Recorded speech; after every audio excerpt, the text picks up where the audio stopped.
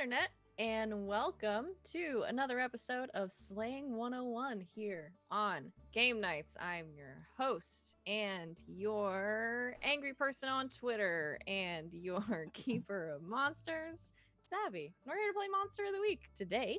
But before we do, let's introduce ourselves and talk a little bit about the channel. Thanks for joining us, everybody, here on Game Nights. We're really glad you're here. If you are live with us on Twitch, below our faces, you can find our entire streaming schedule, all the games we play, and things like that. In addition to those, sometimes we also play video games and stuff. We're here for this show every week, same time. 4 o'clock p.m. Eastern time. After this, our next game is going to be on Tuesday at 7 p.m. Eastern time. That will be a new episode of Eos, and then Thursday, Elegant Suffering at 8 p.m. Eastern time, which Sid runs, and so on and so forth throughout the week. Yeah, that's what we do here. I'm gonna let these people introduce themselves, going around. Tell us who you are and where we can find you and what you're doing today. Kick it off, GB. You guys know what to do. Graybeard of Graybird's Tavern, and you can find my schedule down below. I packed everything close to the weekend, so the first part of the week I hang out in these guys' chats. So just look my schedule up. And today I'll be I almost said the name I have on the screen here. I am going to be Rexy, the professional flake. That's me. I feel personally attacked. Professional. Oh, sorry. No, those are your characters. Hi, I'm Sid. You can find me on Twitter at GreekSid. Next time you'll see me, we'll be here for Elegant Suffering on Thursday. And we have an LB, I believe, casting. Yes! Yay! We'll have her back as one of our colonels. I'm so excited, y'all. I missed you. But today I am playing Selgaz, the monstrous chosen. There we go. We'll keep up with that thing.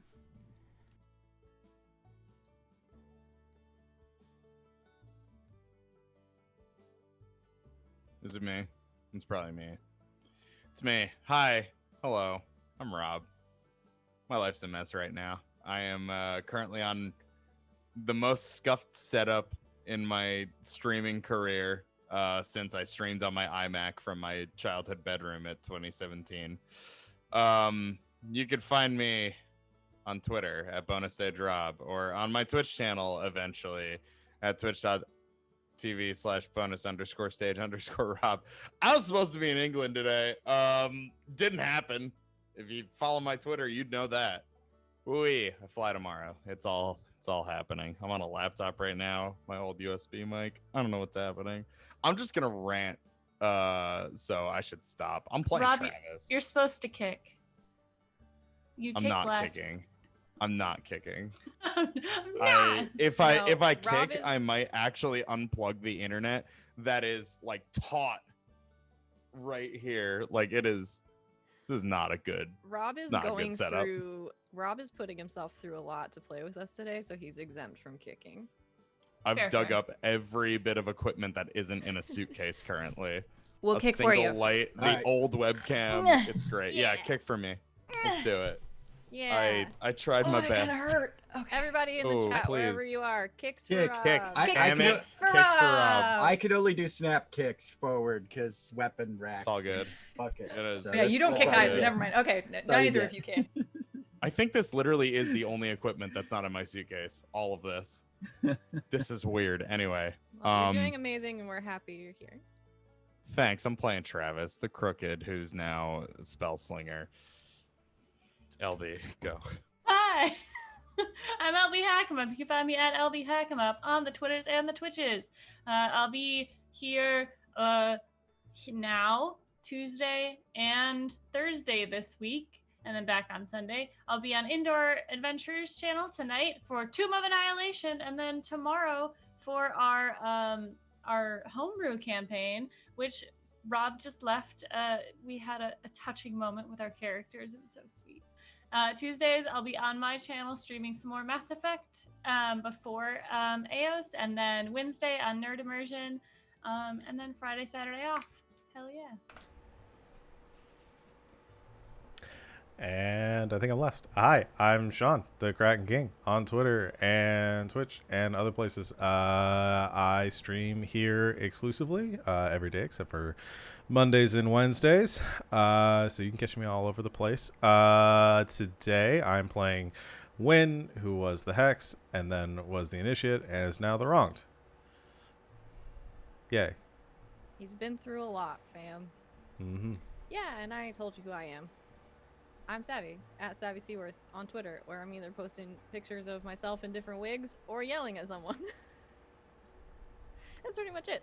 I'm on this channel forever, all day, every day. When I'm not, you could come hang out with me tomorrow night on twitch.tv/KoboldPress, where we have a campaign going called Lessons in Deep Magic. I play a cleric who's obsessed with the moon and thinks she's a prophet.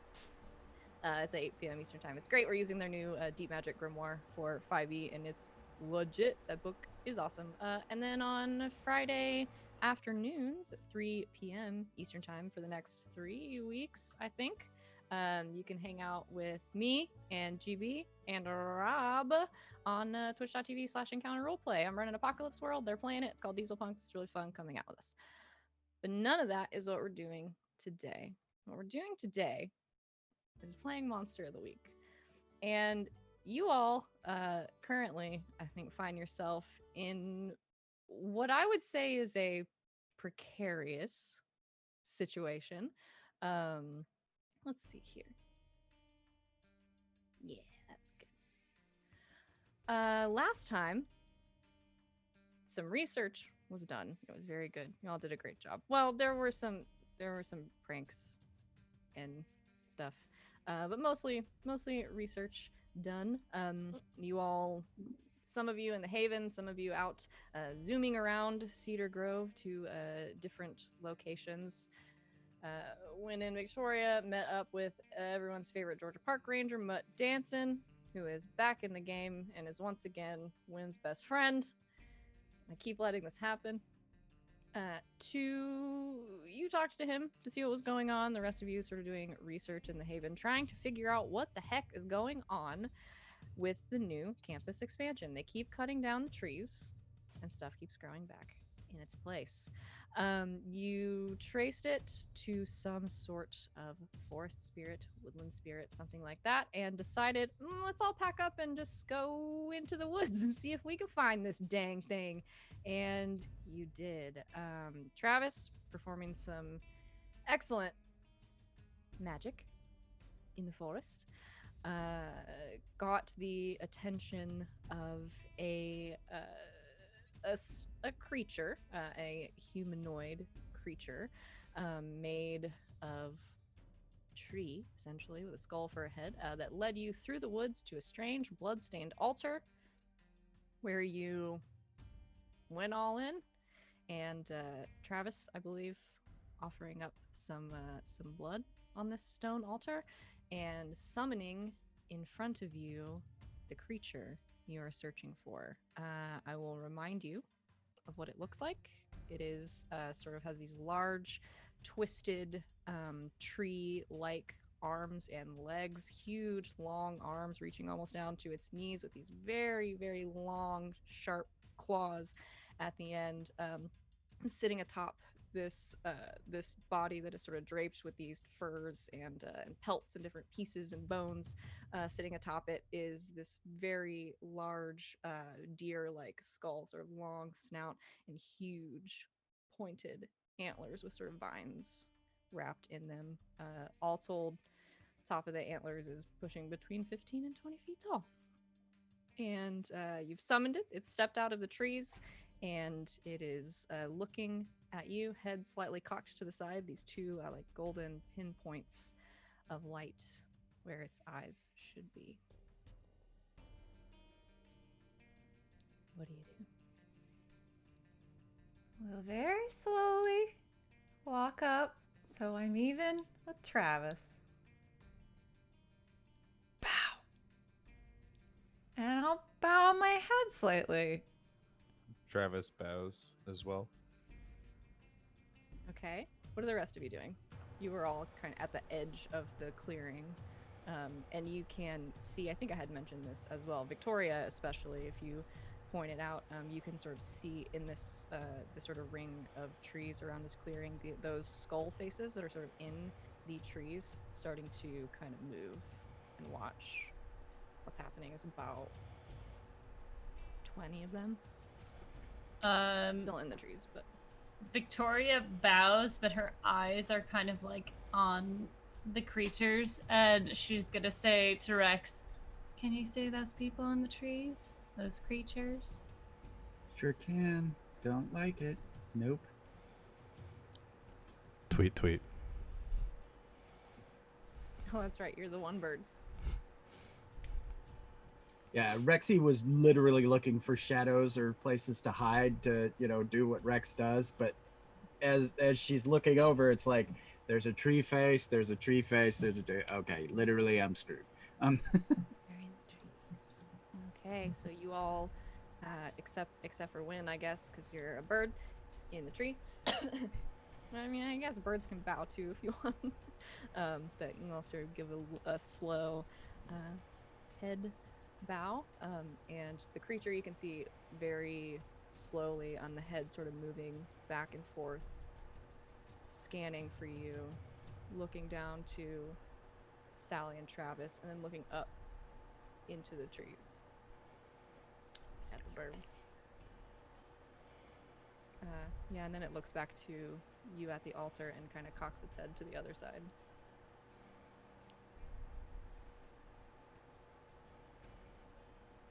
Tell it you summoned it to ask it questions. Yeah. What's the polite way of asking, hey, can you stop fucking with the campus? Ask it why it's here. Maybe someone else summoned it here?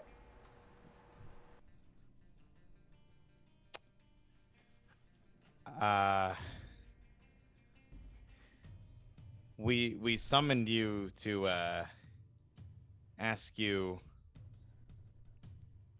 why you're here in these woods.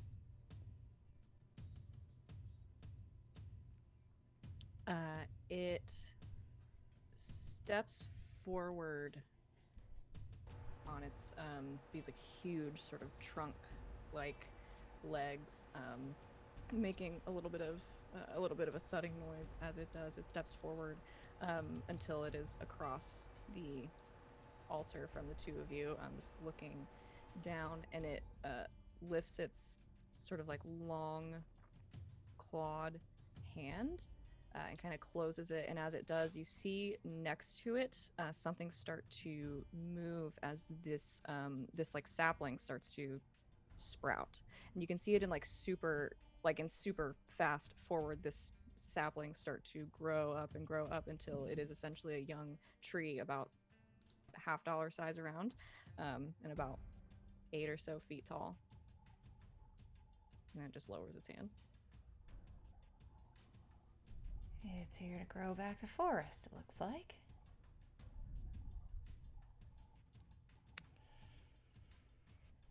All right. Did someone else ask it here? Did someone else ask you here to do so?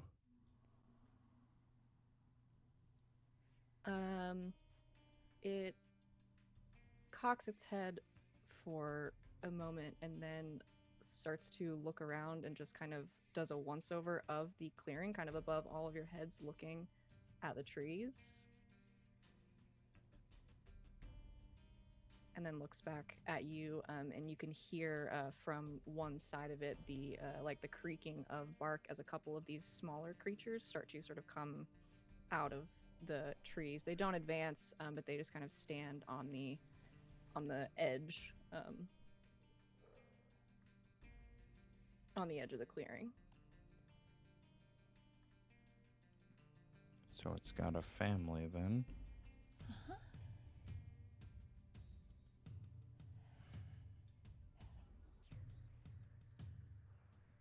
Ask how we can help. how can we help? I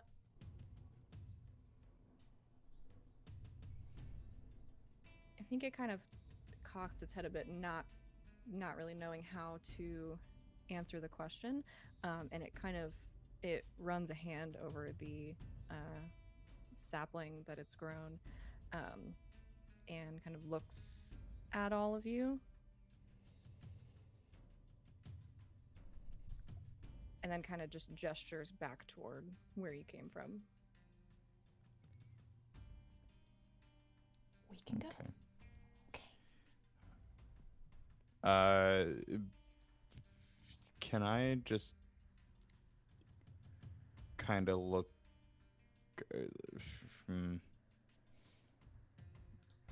I don't know if it's read a situation or investigate a mystery. I was gonna say, magic mofo that thing up, man. Do a mind meld or something. I do not want to do that. There's lots of things you could try. You could try to, I'd say you could try to use magic. It depends on what you're wanting to know, I think. I guess I'm trying to figure out if we don't interfere, can I surmise to the best of my abilities what I think is going to happen? Which to me is either one of those two things. Ultimately, it's up to you, obviously, but... That sounds like read a bad situation to me. Okay. So I'll go We'll ahead and say do that. plus That's sharp? Sharp, yeah. Oh, God. Which you can flavor as, like, what's the biggest threat or what's the best way to protect the victims, I think Yeah. is sort of what you're looking for. Yeah. What That is you a got? 14. Did I Machi, advance machi. that? I don't remember. I did not. Okay. That would be 3 questions off that list. Yeah. Are there any dangers we haven't noticed?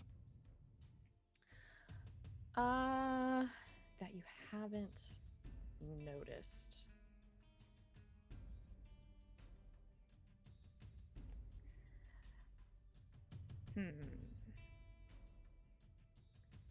It does, I think it is a little, maybe not concerning, but a little confusing to you, sort of based on the research that you all did, that this thing is even just standing here and humoring you in the first place. So you can interpret that, I think, as like it is so It's like a temporary. Yeah, it's Oh, so sorry, go ahead. unconcerned with you, and it's completely unconcerned and uninterested in like dealing with you, and it is essentially saying like there's no reason for you to be here. Leave. I've got bigger things to do. So I think the danger is probably the magnitude of the situation. Okay. Does that make sense? Yeah, I think so. As in, like, usually if you stumbled into or, summoned one of these things, it more likely than not, and you started asking it questions and telling it to stop doing something, more likely than not, it would probably just rip your throat out. Right, But it's right, like right. not even expending the energy to do so. Yeah. So I guess bouncing off of that, what's the best way to protect the victims? I guess what I'd really like to know, and I mean, like, essentially, where does it stop is kind of where I'm getting at with that question. Like, how do I make sure that if it just wants the construction not to happen in this particular space, will it stop there? An interesting question. The best way to find that out would be to try to find the sort of boundary of its influence, which, because a lot of these trees have been cut down, would be difficult to It's do. hard to find. Yeah. But if you could do something that would allow you to tell sort of where that influence ends, you could figure that out. Okay. Which there's a couple of different ways you guys could go about that. Okay. I have a feeling I know the answer to this, but fuck it, there's 3 of them. What's the biggest threat?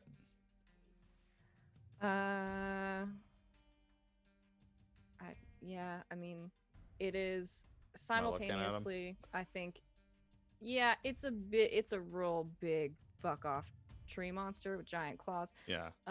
It's also incredibly magical, and it's also surrounded by what is essentially a mob of smaller versions of it.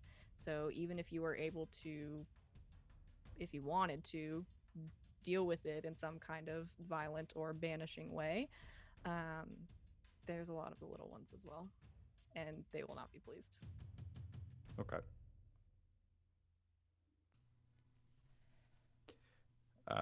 He'll That are cute to leave.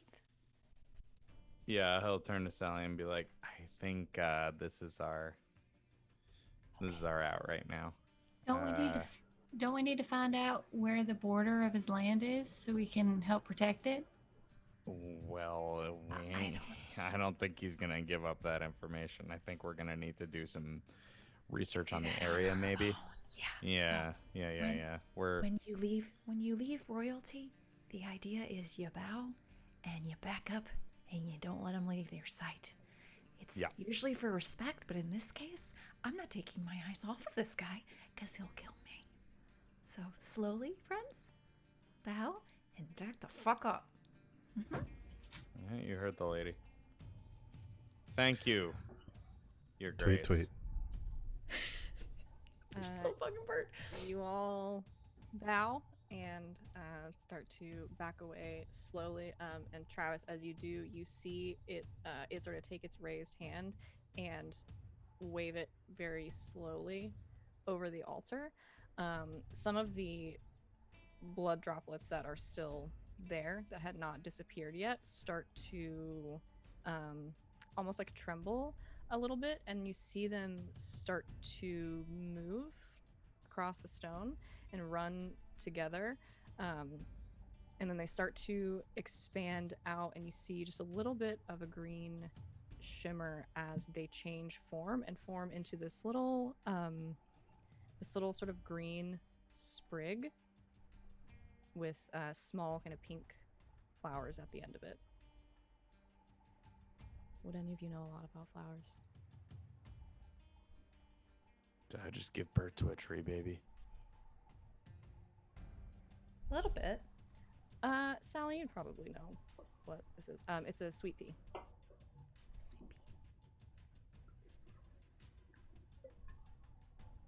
I think he likes you. I mean, who doesn't? Am I right? Flowers mean a lot of things. They do.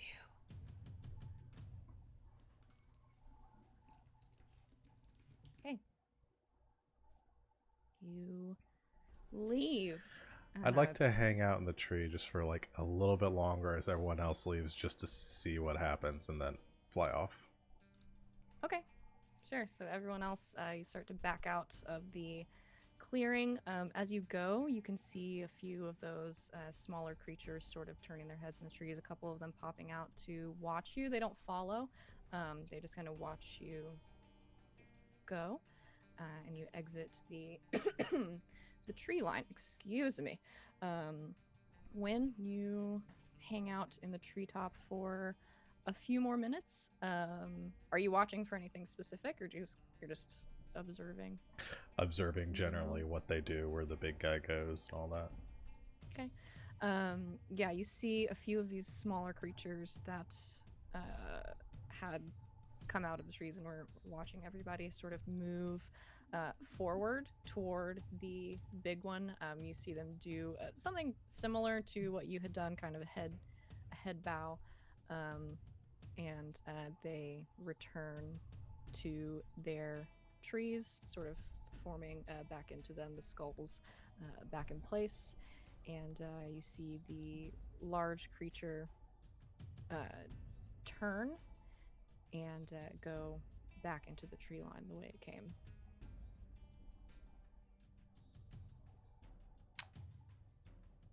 Could I try to follow it? You can do whatever you want. I'd like to try to follow it. As the rest of your friends desperately shake their heads at you. You certainly I don't may know that. try. Certainly can. Yeah, you just want to kind of flit. Mhm. Did I ask you what kind of bird you are? Something small. I was thinking like a Kind of scissor bird. tail or something like that. Oh, that's nice. But black? Yes. Cool. Yeah, so little bird. And you start to follow this sort of, and again, like in this area of the forest, it is deathly quiet. There's no sounds of wildlife moving around, or the only thing you hear is the little flutters of like you landing on a branch and leaves moving together, and footsteps of this very, very large sort of trunk-legged creature. It walks for a minute or so, and as you're following it, at one point some leaves next to you rustle and it stops, and you see it kind of cock its head. I wish I could keep my face from doing expressions because I'm doing a lot of things that it can't do with its literal skull face, so just ignore me. But it I kinda try to cocks hide its head. behind like some of the branches and It kind of cocks its head at you, and you see it slowly turn and look up, and then it lifts up one of its like very large arms and just extends kind of a single claw, just kind of like pointing toward you. Just holds its arm there. Disney princess, that shit. Go.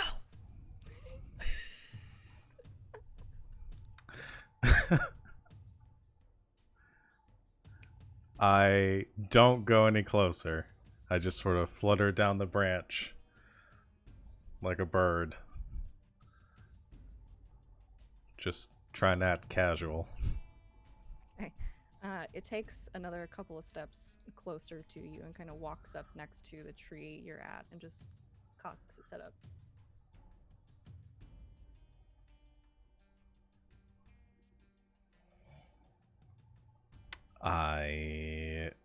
If the staring contest doesn't go anywhere and it doesn't keep moving, then I fly off. You fly off. Yeah, if it's not gonna lead me back to wherever it's going.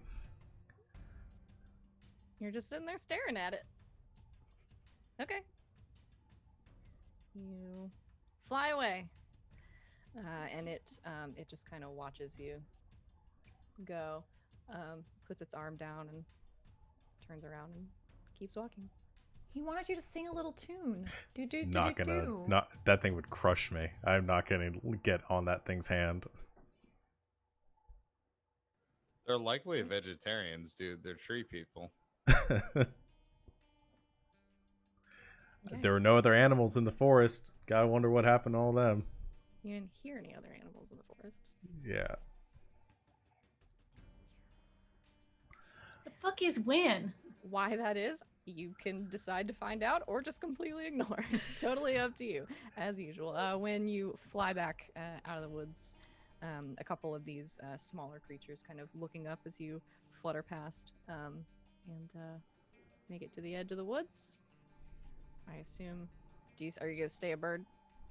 When I make it to the edge, I'll turn back before I walk out of the forest. Okay. So a couple minutes later, Wynn comes walking out. What the hell were you doing? Recon, I guess.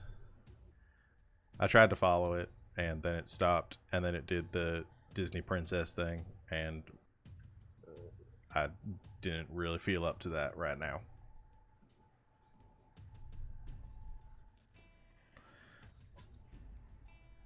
Okay.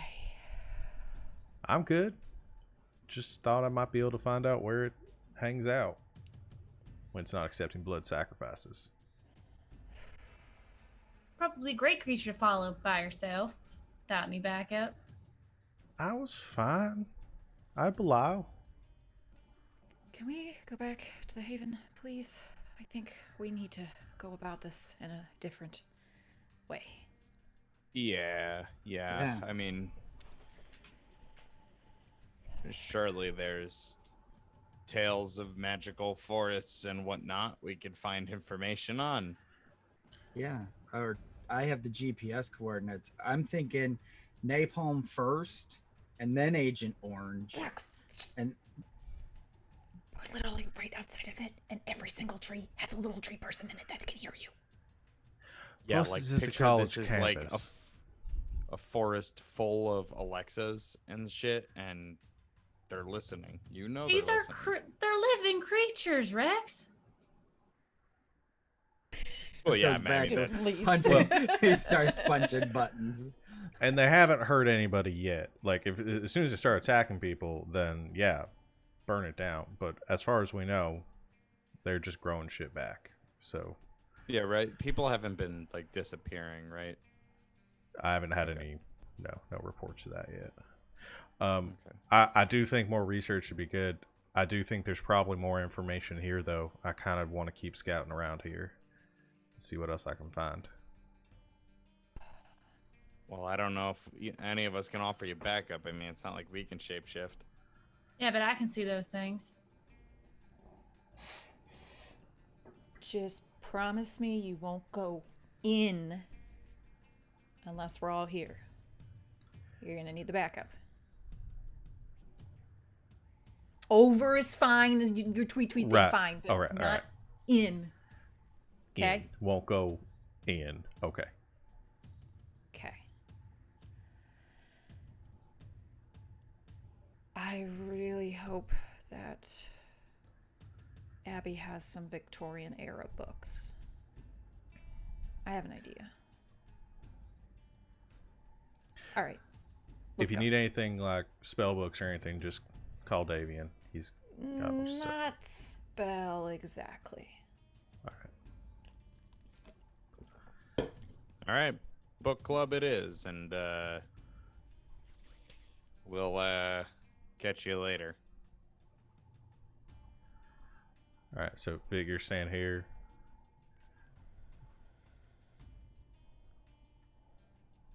I'll take that as a yes. I think we have a slightly no. frozen LB. I think she Uh-oh. froze. She's on the lookout. Don't worry. Rex, Yeah. are you going back? That's where I was going to talk to Vic too to see if she's Can okay. you not hear me? We Oh, can there hear we you. go. Now we can hear I you. can hear you.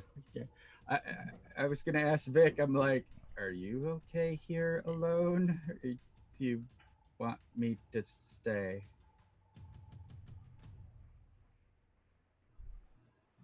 I'll be wherever when we get reconnected. Sure. Oh, No. no. Well, Will we Oh. have to shuffle? there you are. You want to shuffle around real quick? I'm Yeah. sorry. You're fine. Okay. It happens. Everyone except for LB, turn the camera off. And Savannah. Well, not Savannah. Sorry, Savannah, you turn yours on. Said everyone. LB, turn yours back on. Getting behind the scenes here. I need GB, Sid, and then Rum. This is how Zoom Hey. is sometimes. All right. Problem solved. Robin, you thought you were going to be the one with the internet problems.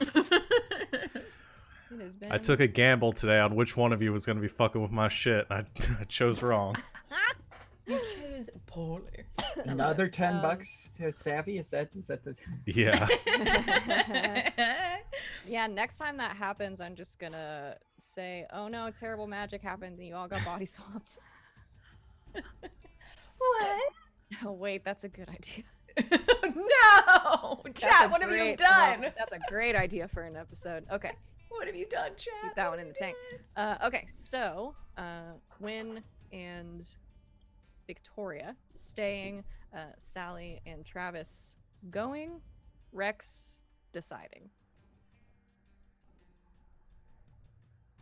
No, I'm good. You can go. I'll be fine. All right. Cool. And she bops along. Okay. So 3 of you back to the Haven, 2 of you staying in the woods. Let's do woods crew first. So when in Victoria, what would you like to do?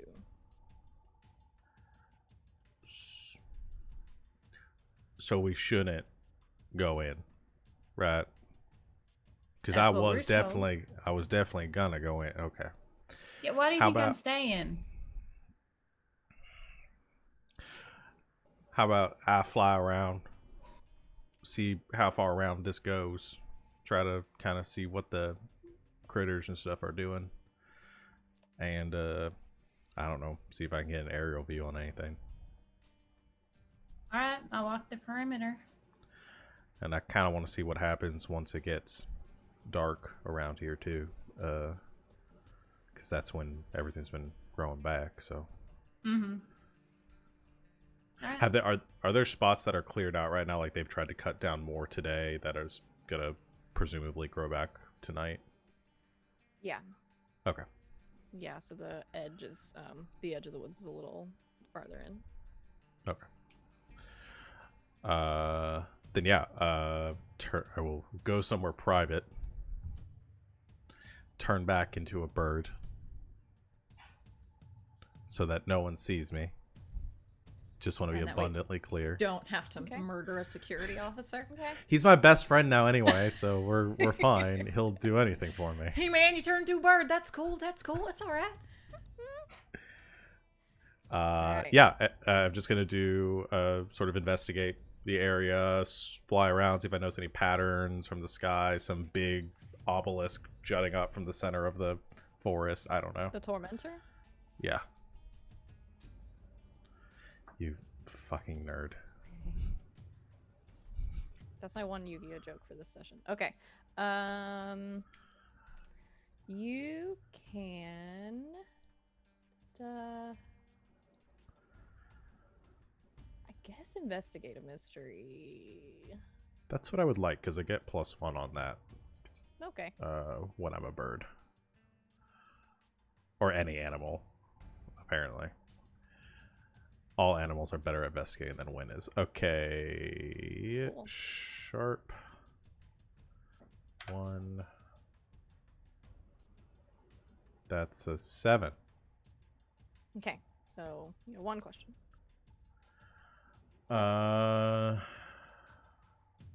Yeah, so I can do one general question. Yeah, or you can pick from the old list too, Okay. which I think is on there. Yeah, it's Yeah, just I mean, it's a general question.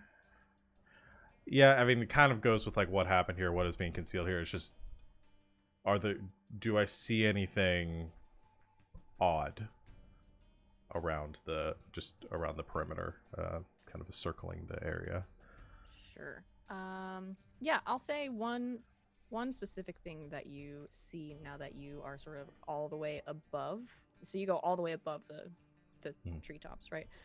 Something that you all sort of couldn't see previously because the surrounding trees were so tall, but you can see sort of from where you are that clearing that you were standing in before, and then past that, sort of farther into the center of these woods, you can see kind of in the middle of the canopy this one huge tree that is much taller and sort of thick around than the rest of them. That's just kind of oddly like jutting out above the rest of the forest.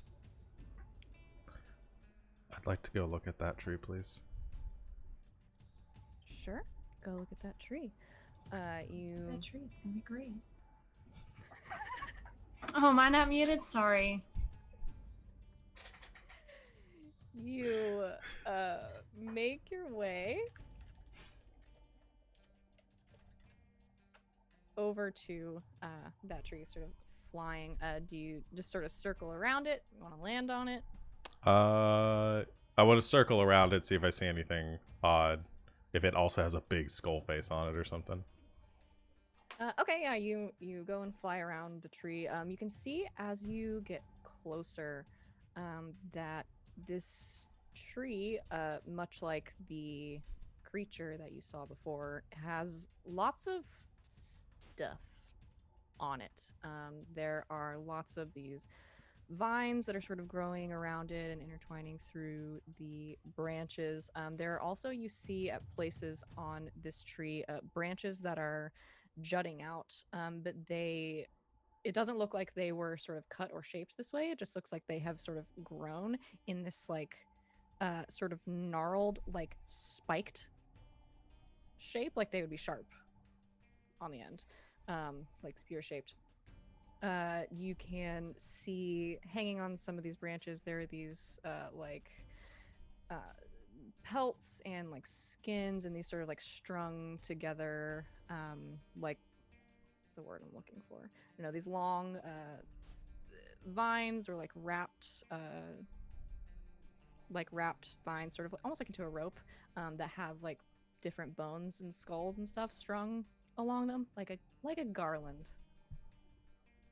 Is what I was trying to say, like a bone garland, just sort of hanging, wrapped around. And then you do see, sort of as you move down, in the center of these just like massive trunk, you can see one very large skull, and then sort of lower down on the same trunk, several of the small ones as well, kind of peppering it. Okay. All right. Circle around it and begin flying back. Also keeping an eye out to see if I see any more animals and stuff to get an idea of like why everything's so quiet around here and what's happening to them. Okay. Yeah, from high up you don't see anything. As you kind of move down and you circle the tree trunk before you go, you do see up in this tree, like several other birds, perched around doing bird things. Totally silent. No noise coming from them. A couple of times you see sort of a squirrel scamper up the trunk of the tree, like a small fox sort of in the underbrush, moving through, shuffling through leaves and everything. Totally silent. A deer kind of off in the tree line. Not making any noise. I can't talk to animals, so that's not going to work. No. All right. Yeah, noted. If I fly in close to the birds, do they just like watch me creepily, or do they move? They act Just like like Stepford birds. Okay. Nope. All right. Hopping around, doing bird stuff, building a nest. Okay. There's a Then woodpecker. I will fly back then to where I left Victoria. Okay.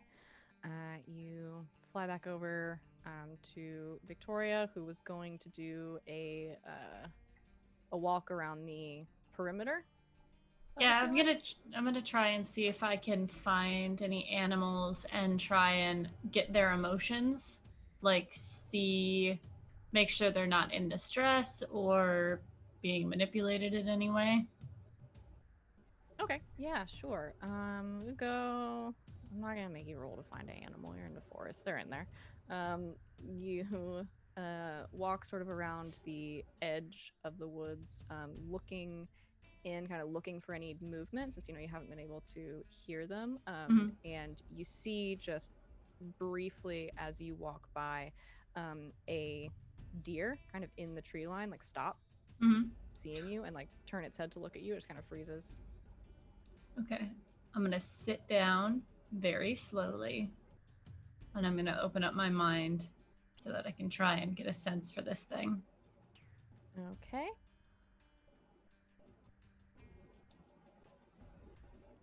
This could be like read a person or something like that. That's what I'm trying to decide. Yeah, I guess just read a person. Okay. It's a deer, but it's fine. Right. I don't have a speak with animals move. That would be plus sharp. But I think you get to roll with weird, right? Yeah, because of my telepathy. Okay. I'm rolling for you, Sharp. Yeah. No. Weird. Weird.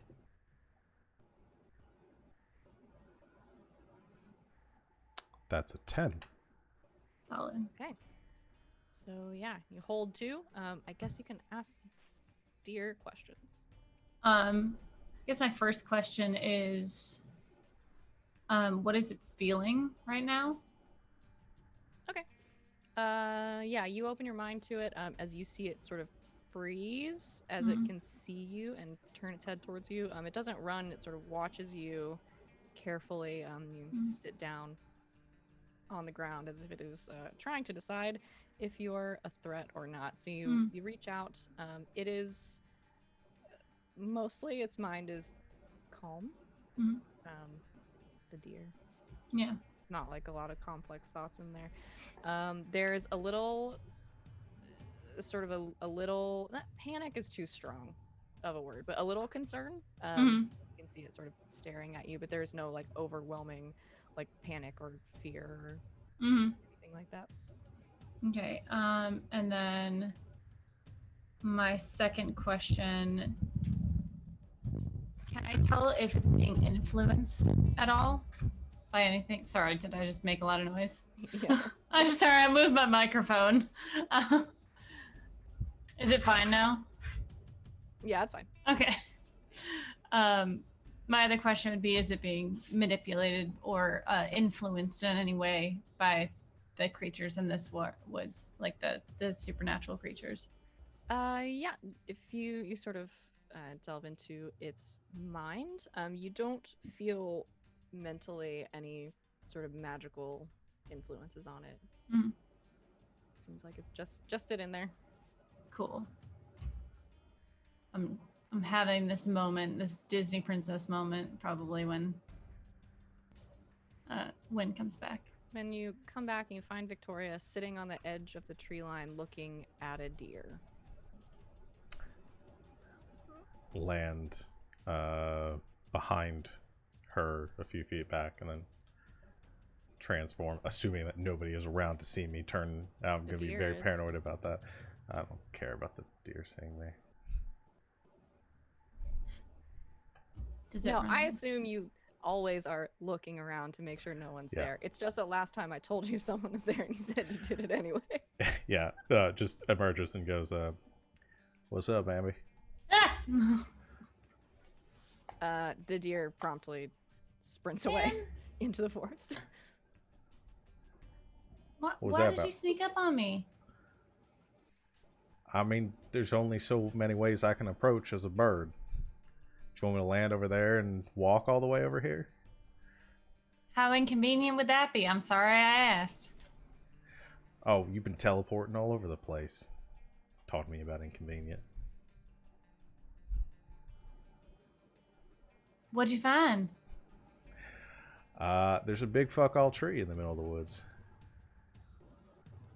Is it new? It doesn't look new. I mean, it was much bigger than the others. Had a big old skull on it. Lots of spikes coming out. Things hanging from it like some sort of satanic Christmas tree. Huh. Victoria pulls out her phone and she's going to try to pull up a Google Earth image of the area and see if it's when that Google Earth image was taken, was that tree there? Yeah, I'll say you can. It was probably a year ago or so. No, it was not. All right. There was a tree in that spot. Yeah. It was regularly sized. Would that mean anything to you? I mean, not really, but it might help the people that are back looking at stuff. I mean, them know where to look. Plus, if we do need to go in and cut this off at the root, that would probably be the spot. They haven't done anything. Not yet. That's why I want to stake it out overnight and make sure they're not. They use blood to make more trees. I want to make sure they're not like fixing to about take people and. I mean, we Make it use more- blood to cast spells all the time. Right. Like our own blood or people that give it willingly. I just want to make sure they don't start hurting people. That's kind of my job. All right. Because if they start hurting people, then yeah, we're going to have to go Rex's idea. We're not going to firebomb a forest. No, I don't mean like literally. I just meant like taking out the tree people. Treeple. All right, well, I guess we'll be here for a while. Yeah. I'll stake out in your car. Sure. Should probably get some food. It's gonna be a long night. We do that. Okay, you go get some food.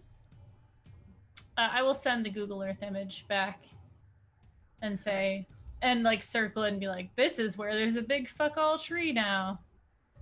See if you can get some satellites, Rex. All right. So yeah, you send that back to them. Win and Victoria, go get some food, get ready for a stakeout. It was already sort of like late afternoon, early evening, so it'll be dark in a couple of hours. Good thing you're not trying to do this in the middle of summer. You'd have to wait till like 9 o'clock at night. So it'll be dark in a couple of hours, probably around 8 or so. The others of you who are back in the Haven, this music is too suspenseful for book learning. Book club. Book club. Book club time. Book club. What are you doing? Well, I, for this mystery, have been cut off from my resources for being a Oh, bad shit. employee. Yeah. Yeah. Yeah, So, you got chewed out last time. so Rexy's going to use some weird science and build a balloon drone and Cool. have to stake the thing out via balloon drone. So, Okay, yeah, go ahead and roll plus weird while I sit here and decide which one of you I'm going to yell at today.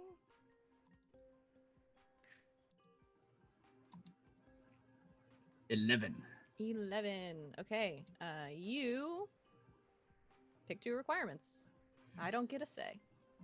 Oh, that's right. That's right. Clickety click. Only I had rolled the 12. So close. Yep. Requirements. Fudge.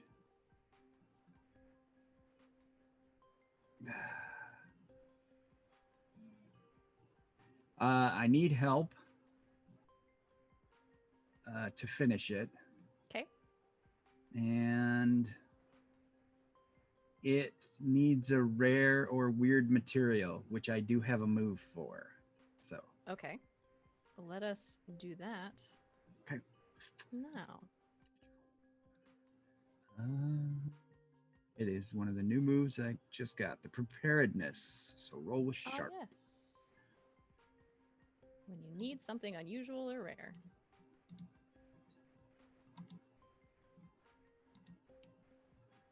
11 again. Okay. Yeah. I think you just have it right now. Yeah. I What think is it? that is it. What weird thing do you need to make this? It is actually I'm going to say it's a certain type of reflective weather balloon, which Rex just happened to have in the bunker at the Haven as part of like the survival gear from the 50s. It's like the horrible Roswell shiny balloon, weather balloon, you know, that they tore up to use as a fake UFO. So yeah, that's the piece that she has that she needed. and I will need someone's help though. So Okay. I'll Who are you figure. gonna go to for help? Um, I'm I'm gonna go to the uh oh my god, I can't think of what it's called. Not geology department. There's a weather, Meteorology? the meteorology department, Ah, or professor, whoever happens to be like the expert on campus, to sure. to get something knowledge about weather balloons or something that. Okay. So I'm gonna have you ask this person for help. Let's say it's a small area, I think. So there's probably one of the science professors that also does this. Do you know this person? Unless there's some weirdness like in the sprawl where I can declare I know them, I probably It's Ms. not. Gardner again. Granger. There we go. Who did you say the ecology teacher was? Miss Granger. Granger again. Same one. Let's do it. Well, she'll be Dr. Granger. So she'll say she's unless you've taken a lot of science classes, you probably don't know her. I mean, she's obviously on the department website. You know her name. You know about her couple of PhDs, that kind of thing. But yeah, you pop over to the department during her office hours, which are publicly available. Yeah, And even if I did, I was probably in disguise, so she wouldn't recognize me right, by face anyway.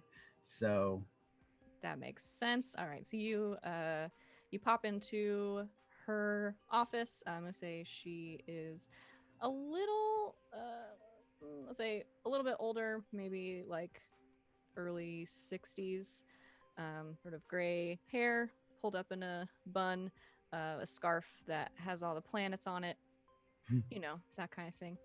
Um, and yeah, she sort of looks up from what she's doing and gives you a look for a moment because she doesn't recognize you. Says, "Hello, can I help you?" yeah, I had your and I probably did, whether I went or not doesn't matter, but like a basic geology or something course, and I'm working on a project with my goodness, forestry course. I named one of the forestry courses, Sure. and we're trying to not affect nature, but we want to look at it. So I'm trying to build a drone with a weather balloon and stabilize the two. And I need something to help me with to keep the balloon aloft as long as possible. Hmm. I'm gonna have you roll to I know manipulate this is someone. gonna hurt so bad.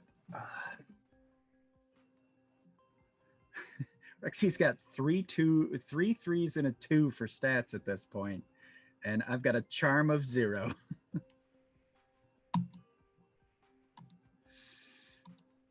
7. Oh, woo, okay. Cross the line. Skin of your teeth, Rex Machina. And they'll do it, but only if you do something for them right now to show them you mean it. She kind of looks at you, and when you mention you had one of her classes, she looks like she's trying to remember you. But especially those 101 classes, it's huge lecture halls of 300 people. She has no idea who you are. And she thinks for a moment. Well, I suppose I could think of a couple of pieces of equipment that would help with that. I don't know that I can just hand them out to students. They're lab equipment. Okay, makes sense. Is there any way I can volunteer, or is there a club that I could be part of that would then be able to use said equipment? And it's very Rexy devious mind, you know. I tell you what, it's a class project. Yeah. My office hours are over in 45 minutes. Come back. Bring your project. I'll supervise you putting it together. Okay. that'd be great. I appreciate it. All right. What was your name? I almost screwed it up. Betty Bixby. Betty. All right. Well, I'll see you in about an hour then. Okay. It's room 207 downstairs. Got it. And Rex pops away, really like cranked, excited. Okay. Yeah, and we'll say you can come back about an hour later, sort of gear in tow. And she is a very very strict in her overwatch of you using all of her equipment. But you get the thing put together, and she just asks for. She gives you her email address and asks you to send her footage of you testing it out. Awesome. Okay. All right. Balloon acquired. Travis and Sally. While Rex is doing science, what are you guys doing? All right. So what I was thinking is, you know how they have like those blueprints of like city infrastructure or some shit, and you can see what the city looked like in the 1950s? Do they make that for like forests? I don't think so, but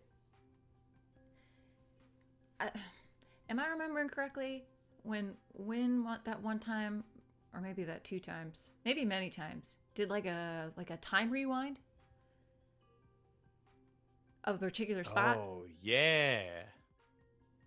If this just popped up in the past few days, maybe you could work that out to look back and see what the hell happened. Yeah, I tried to do it with the vines in the future. God, we've had a weird year. We've had a weird few months. Yeah. I have a bit of a plan B, I guess. I'll be right All back. right, what you got? She's gonna head to the library and see if she can find anything about flower language, because she has a bit of an inkling. Okay. Like Yeah, Victorian flower language. I'm sure there's a book in there somewhere. If not, it's all that stuff's all over the internet. So yeah, What does you can. sweet pea mean? Sweet peas have a couple of different meanings in flowers. Most notably, they are flowers used often to say goodbye. I knew it! Those motherfuckers at those parties, I knew it! Okay. I think we might be able to communicate with this thing. At least in really broad terms. Beyond, like, yes or no questions. Are you saying that to Travis? Sorry. Yes. Yeah, she'll run back with the room. Look! Oh, shit. My little flower baby was saying goodbye. Yeah. Ah. All right, so we just go to a florist and we have a conversation, right? Kinda. I mean, we can at least look up a couple basic things and hold up the flower that corresponds with that. I mean, worst case scenario. All right. Well, that's good. I imagine we're going to have to be at the forest for me to do this little time spell. So while Rexy's out, you want to give that a shot?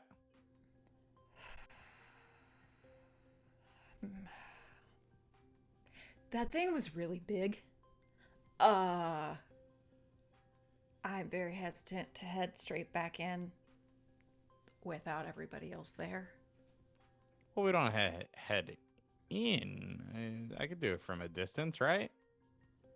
In theory, if this shit sprung out of nowhere, I could see where it sprung from. Yeah, that's true. All right, let's just... I guess we head back and give Win and Vic a heads up. Maybe they can keep a lookout while we're pulling this one off. But can we stop by a florist first? We have a couple things to pick up. Yeah, totally. Hey, wait. Is this your way of like hinting that you want me to Never get you buy me flowers. flowers? There's literally you're literally just killing something to hand it to somebody else for a couple of days. It's actually really disturbing when you think about it. Yeah. You are a very romantic person, Sally. What can I say? It just comes naturally. Let's So fucking should go. I give you like a bouquet of rocks or I'm not good with presents overall. Give me a scotch. I'll be good. Let's go. She looks extremely uncomfortable. Like, I don't know, you're presents. killing whatever it takes to make scotch for it to, drink. He's just mumbling behind her. I don't know, plants make alcohol. You're killing plants. Jesus. It lives on forever. The rare Scotch cow. Okay. It wasn't that funny, you guys. Just saying. Mission worth having. It was Find- because I just find the pictured rare a fucking Scotch cow. cow. I know, and you dude. milk it and I know, that's what I'm saying. That's a That is mission the worth farmer's having. pig stand. I really expected a bunch of like deadpan glares at that one. No, it was good. We I have needed cartoon that. minds, Savvy. Just remember that. Yeah. Oh, Oh, you're man. welcome. So the two of you go by the florist in town. Oh, time to come up with a clever shop name, everybody. Let's play. You name things so I don't have to. What's the Petal florist to called? the metal. It is a That's- florist and a bicycle repair shop. That's so cute. That's adorable and I love it. Petal. That just sounds like a shop that Sally would own. And they do flower deliveries, but they all ride bikes. Yeah, there you go. That's lovely. Okay, so you Because go. they're so damn green. you Yeah. know? No company cars, only bikes. So you head to pedal to the metal and go in. What are you looking for specifically? Oh God. Okay. So that we don't do this too much, just like some basic meanings, like danger beware and deepest apologies and like just like all these like basic meanings of flowers to maybe try and communicate something. Like I'm literally pulling up a flower dictionary right now. Like acknowledgement, refusal, deception. Okay. I'll say whatever ones you want to have that mean those things, you can have. I'm not Okay. going to sit here and look them all up. That's fine. But I will trust that that's what those mean. I share your sentiments. Oh, a daisy. that's Oh, nice. well, that's cool. But yeah, you can put together, the florist can put together a small sort of grouping of these different flowers that you asked for based on the book. It's easy for her to do. You just tell her what flowers you want, and she just kind of puts them all together in a little bundle. It's gonna be a weird ass bouquet, but it's Yeah, fine. it looks. She doesn't like how it looks, but you're a paying customer, and she's not gonna tell you that. But she does. I'm not gonna make you read a person, but she does have kind of a weird look on her face. All right, you get that. Pay for the flowers. Not gonna micromanage that too hard.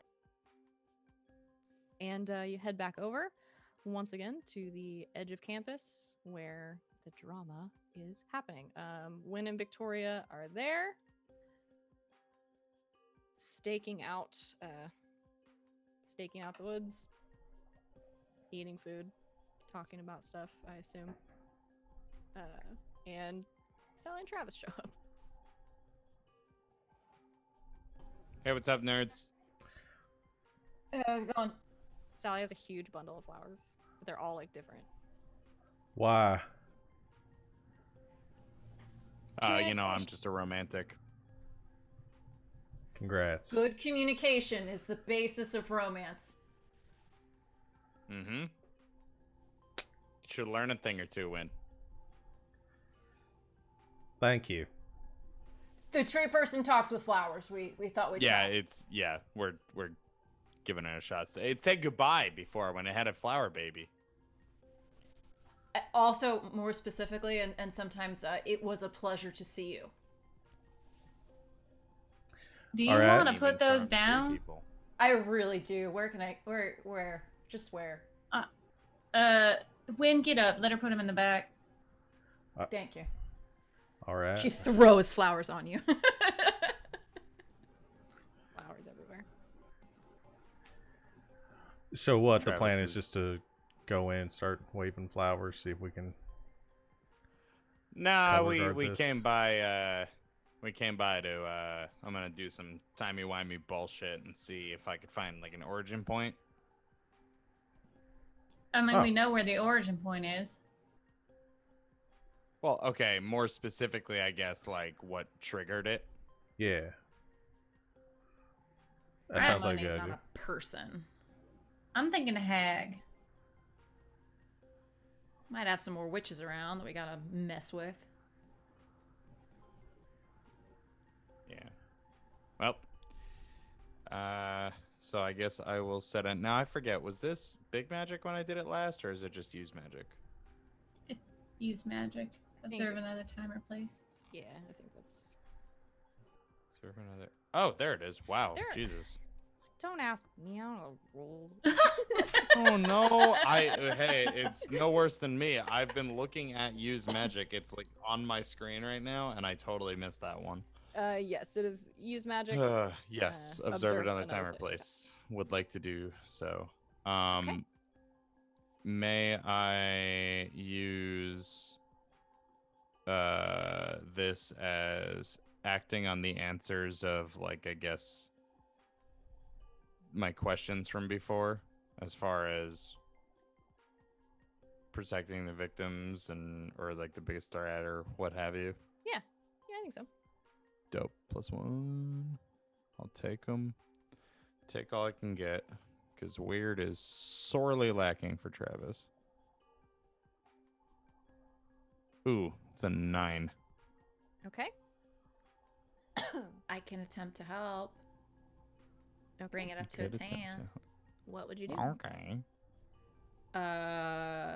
Having watched Win do this a couple times, like, see Travis hesitate on one thing, be like, no, it wasn't that color. Do you got another one? You got another one? Win, which one was it? Is it? Yeah, that one, right? Sorry, I'm micromanaging here. No, it's all right. It's all right. Travis, Okay. the most easygoing spellcaster in the world. Yeah, no, that definitely tracks. You guys have seen Win do this before. I'm sure Abby did this at some point early on, for sure. So yeah, you've seen this happen a few times. Let's see. So go ahead and roll plus cool to help or interfere. I'm Always gonna an help. option. Always an option. No one ever wants to interfere. Sally, We're really bad at helping. Oh no, I'm not laughing at you. Yeah, you are. It's okay. Mark your experience. Yeah, that's a 6. So, oh Sorry. boy, you was just expose trying to yourself. so what? It brings it to an 8 or? Oh no, nothing happens to you. Just something happens to Oh, Seth. nice. All Yeah, right. you get to keep the 9. Cool. Um, Nice. yeah, you expose yourself to trouble or danger without helping. Okay, this will be fun. Does the glitch happen to her? Can I turn Sally purple? That's a good. Well, pick a glitch, and then I'll decide Alright. what we're doing here, because you do have an effect. Like this. Your Uh, effect: observe another place or time. What would you like your glitch to be? I usually just absorb harm, honestly. Yeah, it's fine. She's a Yeah, I sponge. think it's just gonna be like mental strain. I think. I mean, I'm looking at another time. It probably hurts my brain a little bit. Okay. So One harm, ignore armor. ignore armor. Yeah. Yep. You, Sally, you see Travis, sort of struggling a little bit to focus. He looks like he's getting a headache, and as you reach out to sort of correct one of the, are you using crystals? What are you using? What's going on? I am I guess for this thing. Well, Win, how do you? I don't know. When usually used crystals, you can do Oh it wait, any way yeah, you I want. don't You can need. do, Oh, that's right. I don't need consumables. I forgot. yeah, you can have Yeah, I mean, some, or you can just be doing like runes or whatever. yeah, it's usually like gestures with the wand, or I'm sorry, the skeleton key and whatnot, and probably like he's probably writing things in the air, I would think. Oh, that's lovely. Yeah. Okay, so, ooh, we have a chat redemption. I'll get to that in a second. Yeah, so Sally, you're sort of watching Travis's movements, having seen this spell performed a couple of different ways before. And he's focusing really hard, and I mean, it looks like it is actually like physically hurting his head to sort of hold this concentration. So, Travis, you're gonna take that harm. Sally, you reach out and sort of take his wrist, when you see him sort of going left when he should be going right. You touch him, and you just feel this like shooting pain right in the center of your head. You are also going to take 1 harm, ignore armor, as you don't help good. Yo, what's going on? You shouldn't have touched him. Yeah. God, it's like the worst. Yeah, I haven't really Line figured out freeze. the migraine thing. Oh. Yeah. I didn't even get Yeah, to eat you ice get cream. used to it. Oh. But Travis, your headache, while Sally's does not so far, your headache actually starts to fade as you receive some magical first aid Hey. from Wow. Mecca in the chat, so you can heal that harm that you took.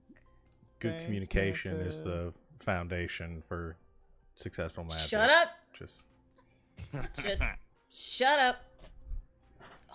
Okay, but you Nice. you complete the spell.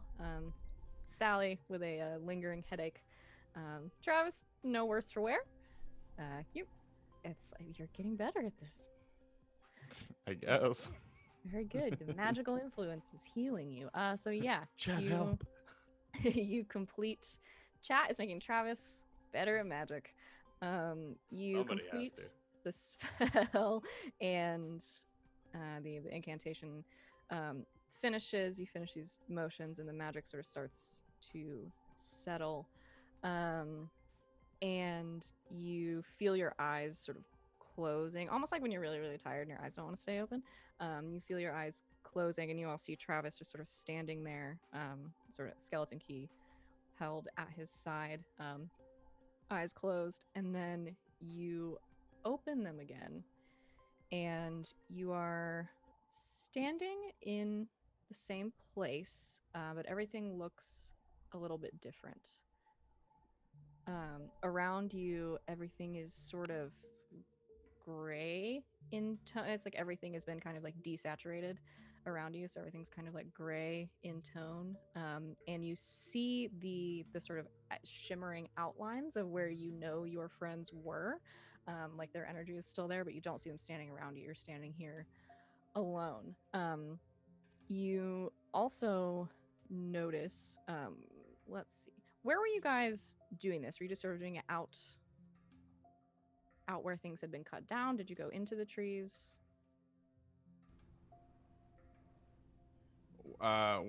Essentially wherever they were staking out, which I believe was in the deforested area. Mm-hmm. Yeah. Ish. Yeah. Okay. Yeah, so you're in the deforested area, sort of standing right on the edge of where that tree line used to be, and you have your you find that you're sort of turned around. You have your back to it now, and you turn and you look over your shoulder, and you can see that all of those trees are there. You can also see sort of out towards campus, sort of near the buildings that were right next to this tree line when it was a tree line, a crowd of people gathered, and standing up on the steps to one of these forestry buildings. You see a couple of people standing behind a podium. There's a man standing there, and it looks like he is sort of speaking to this group of people. And then from behind you in the tree line, you hear like some shifting. Now, does this look like I guess there was a news broadcast. Mm-hmm. What I'm having trouble remember. I remember Mutt was interviewed, but was there like a press conference or something about the new addition to the campus that this would be? Yeah, you guys would have been able to find that footage. It was not. It was not Okay. the same day. Yeah, the interview with Mutt was after sort of all of this had the That deforestation was had already after, started, yeah. and this all had started happening. This But is a this looks couple of more like weeks the announcement. before. Yeah. Okay, cool. What the shifting do? The shifting do this. You hear some shifting around, and coming around the side of one of the trees, you see one of these smaller creatures that you saw before with the skull head, sort of twisted wooden arms and legs. Those pinpoints of light sort of come around and come to the very edge of the tree, kind of snaking its head through the tree line, staying up next to the tree so it's not to be seen, kind of watching. And it stands there for a little bit. And then as the group of people start to disperse, um, you can hear sort of off in the distance somewhere, you don't see them, but like the revving of a large engine, and the creature sort of snakes back into the trees and starts to move into the forest. And I'm sorry, I had my audio cut out for a second. What was the creature? So it was one of those, the same ones that you saw before, the smaller ones. Okay, So like it was the the smaller skull one. head with the Okay. snout. Yeah. Gotcha. Same thing. Okay. Yeah. So it seems like, where's it going? Can I follow it? Am I like astral projecting essentially? Yeah, we usually kind of flavor it that way, where you can Yeah. move around. Okay.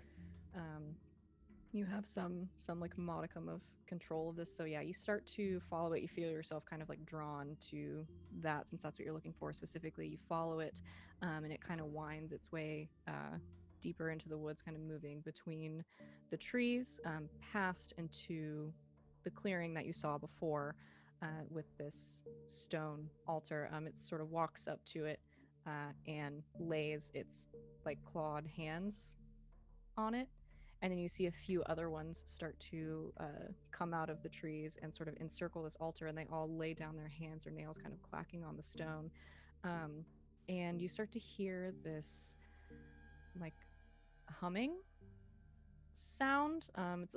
It's not quite buzzing, not quite humming, sort of somewhere in between, and then you hear these creatures make sort of start to form these different tones, and they form this kind of like discordant note for just one long moment, and then it fades, and then out of the trees you see sort of poking through the snout of that skull of the large creature that you saw before. Okay.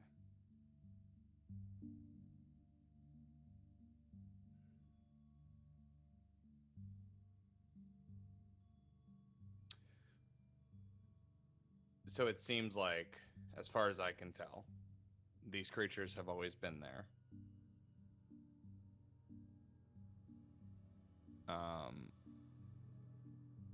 Like nobody went in and like summoned them. Like it seems like this was always kind of a consecrated site of some sort. Yeah, I think from what you can tell, you didn't see any people go in. You just saw these sort of small creatures. You can make the assumption that at least the smaller ones have always been there, I think. Right. And if anything, the big guy was summoned by the smaller ones, kind of as a cry for help. It seems like Yeah, that's a safe that's the assumption. idea that I'm getting from it. Yeah. Yeah, that's absolutely a safe Okay. assumption to make. Interesting. So, whatever amount of forest they had prior was sufficient. It was simply when this started to happen that they called for the big guns. Okay.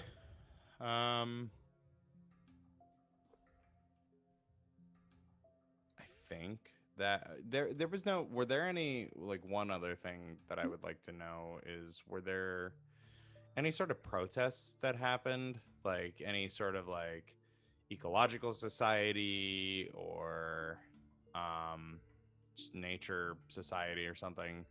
Is anybody at the press conference that may have like awoken these creatures? I don't know. Yeah, you could definitely go back. I mean, all that is available online, so you guys could definitely go back and find that sort of footage and the news coverage of it and Okay. find out. Okay, cool. Um yeah, then I guess I would just wander back to my body and end the spell. Okay. Yeah, you sort of let yourself be pulled back to your body. You feel your eyes sort of close again, and when they open, you are standing where you stood, holding the skeleton key back in your own time. Alrighty. So, I think these little guys have been here all along. And it seems like they called Mr. Sweet Pea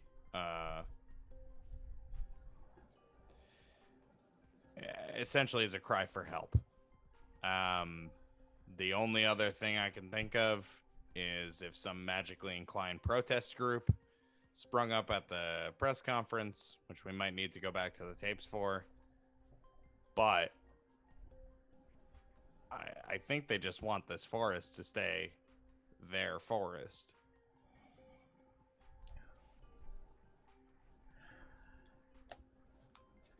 So easy. We go talk to the head of the dean and Yeah, I mean, maybe we convince this them to made stop. into, get this made into like some sort of park, like a campus protected We're- park or whatever. Gonna need some more reinforcements than that, cause Dean Yeah. Stewart is a dick. I mean, Oh, and how do we yeah, I how know. do we approach that conversation? There's endangered magical tree creatures in the forest that need protecting. Yeah, Well, I mean, there's a sparrow or a finch or or call it some sort of religious thing, right? There's that shrine in the woods for everybody to see. yeah. How long has that fucking table been there? Yeah, I don't know. I mean, I'd assume. We are in the South. I would say that we probably shouldn't mention that. They Yeah. might destroy it on principle. Yeah, We'll stick with the finches then. Okay. yeah. Ooh, better but I do- insect, something tiny, something really tiny that we don't have to. Oh like, yeah, not show easily 'em. seen Yeah. or nocturnal. Something Well, nocturnal. Rexy I don't know. Can Rexy have shown up for this combo? Oh, sure. Yeah, you could have like showed up and then seen Travis just standing there like glazed. We would have Like, texted magic, you that we left magic, the Haven, so you didn't magic. head back there. Yeah. Yeah, yeah. And Rexy looks at Win, looks at you guys, looks at Win, looks at you guys. Yeah, we could just have Wind turn into an extinct bird and have him fly through and have someone see it. Oh, he's already a dodo. Heyo. Up top. Yeah. Sorry, Win. It was just a It was low-hanging there. fruit. It was just easy. on the. It was on the Right ground. there. Mm-hmm. Right. I would have All felt right. bad about myself if I didn't do it. Fine. We take some candid photos of me pretending to be some sort of endangered We creature. Spider-Man this. Oh, it's perfect. Who's Peter Peter Parker can't be Parker? Spider-Man because he's taking pictures of Spider-Man. I guess it's not exactly a 1-to-1, but you know. It'll have to be Right. one of you here, because then. Oh, go ahead, Rex. Rexy was just gonna say no. It's Superman and Johnny Olsen. You know, it's Right, but Spider-Man takes pictures of himself to sell. So it's kind of Spider-Man. Johnny Olsen doesn't know that Superman. Well, I guess it depends on what you're talking about, but in She's Can general, we doing come this back all to like reality? Instagram. I love yeah. it. Oh, I'm looking up extinct birds in North America. All right. So what? Tomorrow morning, come out here, take some photos.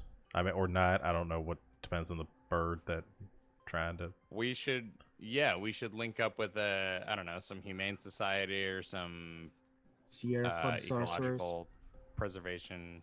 That was pretty good. Yeah. All right, take some photos. Send them to Bring it the. to their attention. Have them talk to the dean. We don't have to deal with that dickhead. Problem solved. So really, it's just taking some photos and sending an email at this point. Well, Yeah, I mean, not our most glamorous victory, but whatever. I mean, we could go talk to him just to make sure. Not the dean, the people of the Preservation of Ecological System Society. Pests. Sure. I mean, we go talk to them and get in their heads, make sure they're not doing anything, that they're going to go along with this. Mm-hmm. Yeah, well, and also I was hoping that, if anything, they would have been behind this sort of thing. Right. Ah, two birds. Just Check them out. just I cover like it. cover all bases. Just make sure that they're not committing. Would it even be terrorism? I feel like trees are pretty harmless. I don't know. Well, they're just But- growing them back right now. We'll see. Yeah. Conservation. And then we got to make sure that the creatures in the woods aren't going to amplify and decide to take back the land that they feel like might have already been taken. Now that this creature's here. Poison ivy. But less hot.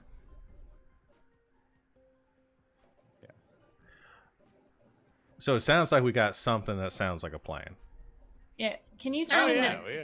Can you turn into this? And she shows you a picture. It's a Betchman's warbler. What'd you call me?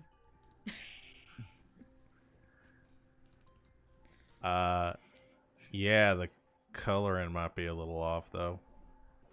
Even more rare. Mm, The unknown black Betchman's well, warbler. it's supposedly extinct, so I feel like something. I mean, if you can get as close as possible. Sure. That's what I'm saying. It's a new extinct species, barely hanging on. If it hadn't bred with normal blackbirds, it'd be dead by now. Can't say that I know how bird mating works. Well, you see. When a mama bird, you get. All right. Pictures. you Yeah, there get we go, punched. okay. Rex. I was like, punches. please help me. So right now, Are you busy? no. Just didn't know if the Latin was right for this. All right, fine. Oh, even better at night, because then they won't really be able to know the coloring anyway. Dusk. Then. Like, we got a Bigfoot situation on our hands. And do we need the drone? I think we do Hold need on the to drone. the drone. Yeah, some cool aerial shots. Rexy walks over and cranks some like nitrogen argon gas type tank, and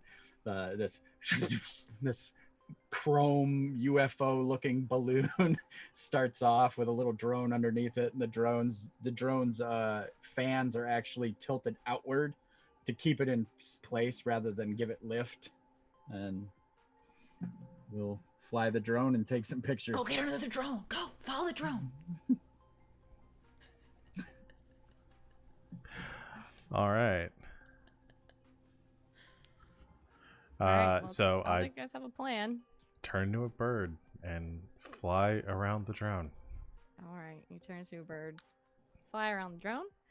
We will get to how those pictures turn out and what you do with them in just a few minutes. We're gonna go ahead and take a quick break. Thanks everybody for hanging out with us so far. We will be back in just a couple of minutes. We're gonna refresh ourselves very quickly, and we will see you when we get back.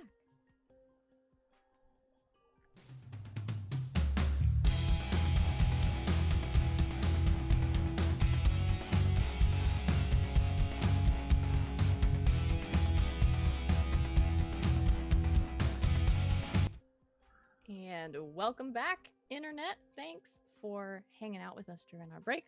But we're back, and we are going to jump in right where we left off.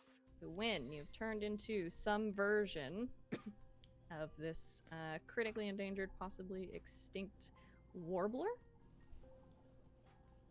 and are flying around in front of a balloon drone, faking pictures. Mm-hmm. We've done so many weird things on this show, but like I don't know why this one just. Does anyone just go into the building next door and pull the fire alarm just in case? I imagine when like voguing as a bird. Yeah.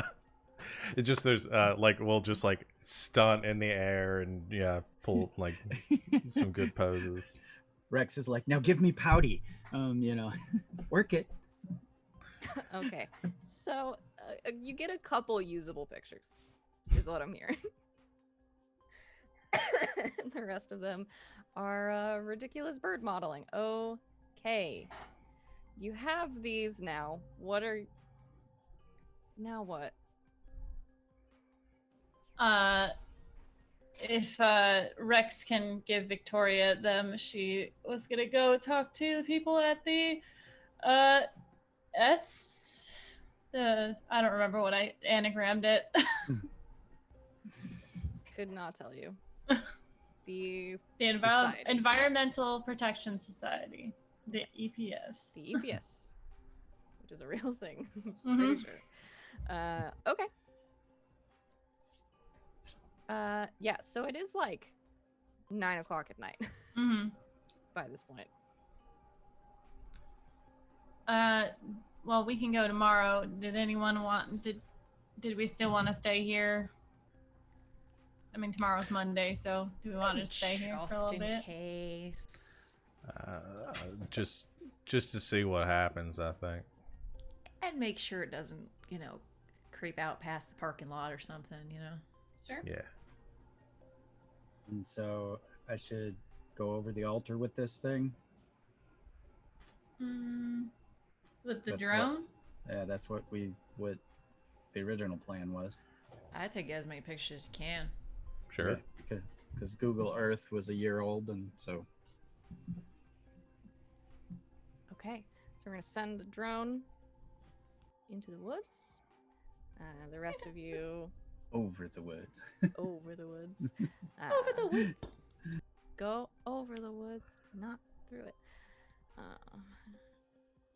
The rest of you, what are you doing? Just sort of staking it out? Imagine sitting in our respective cars, watching this empty field. I can be romantic, I know. I was just playing. All right. I'm just making sure. So I don't Is like there, flowers. like, in your flower language, is there like a I was just being sarcastic flower? I think there's like something in jest. Is there a you look really pretty when I'm pissing you off flower? Honestly, maybe. Have to look that one up too. You like me. Shut up. She'll punch him. Probably too hard. Ow. Jesus. Demon strength. Sorry. Alright, so what do you like if you don't like dead shit? Don't say a puppy. I'm not getting you a puppy. I've dealt with a puppy. I don't want a puppy. I don't know. I like going out to eat. Enjoy a nice restaurant. Like eating outside. Picnics are cool. Who wouldn't like a picnic? I don't know. What do you like?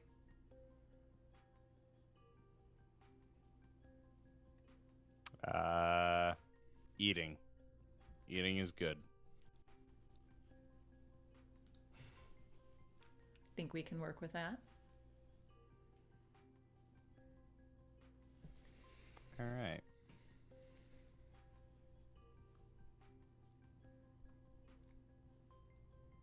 Seriously, there are no puppies. Oh, thank God. I'm a cat person. Cats are cool. They're like little thieves. They're like nature's rogues. They basically take care of themselves. I mean, you're not so much just like taking care of a cat as like it allows you to also live in its house. So Yeah, they're badass. Dogs are like, oh, I need to learn how to fetch and everything. Cats like, I'll fetch when I damn well please. exactly. Also, like it literally has tricked you to pick up its excrement. Like it's got you wrapped around its finger. I mean, come on. It's like the It trains tiniest, you. fuzziest gangster. I love them. Pretty great. Cat would be okay. Not that I'm suggesting anything. No, I don't. Again, I don't like All right. presents. I just All right.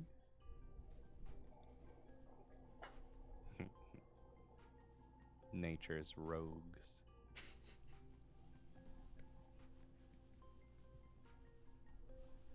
Okay.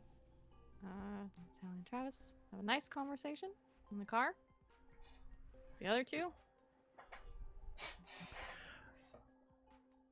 I think it's just been a little bit of silence for a bit based on what I'm gathering of Victoria's disposition. Yeah, she's just trolling through the internet. And when it finally breaks and it says, is everything all right? Yep.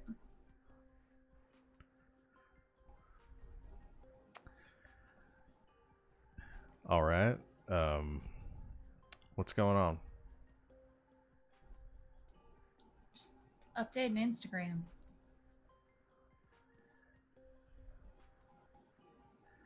Okay. How are you feeling about all this tree stuff? I'm glad we have a plan and that we're doing it.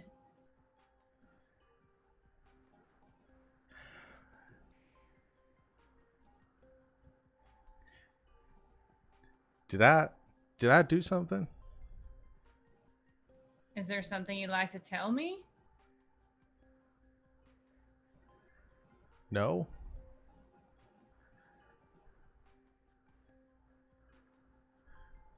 Did you do something? No, I didn't. You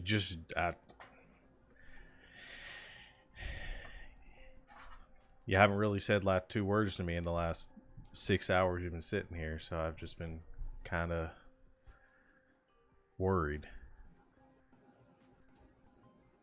Because I'm being quiet? Yeah, let's go with that. Well, is there something you want to talk about? She puts her phone down. No. Sorry, I guess I misunderstood.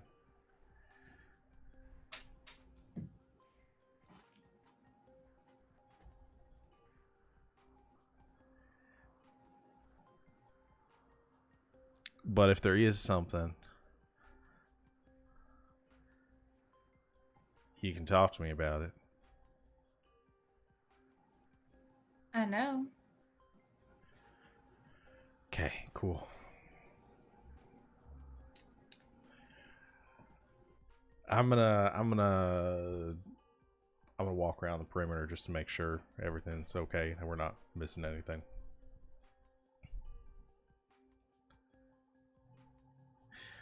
Okay, great. And Wynn gets out of the car. Okay, Wynn gets out of the car. You go to walk around the perimeter a little bit. And after a couple of minutes, you do see something. Let's see what I got in here.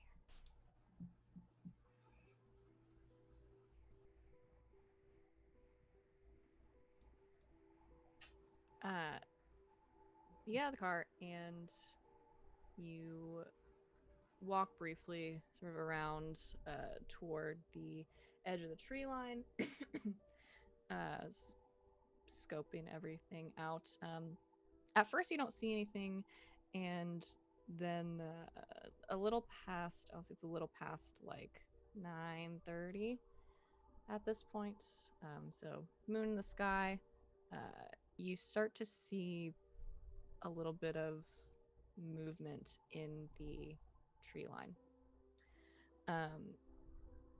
You see kind of like rustling of leaves, some like vines being moved aside or moving aside, that kind of thing. But you don't actually see anything come out of the trees.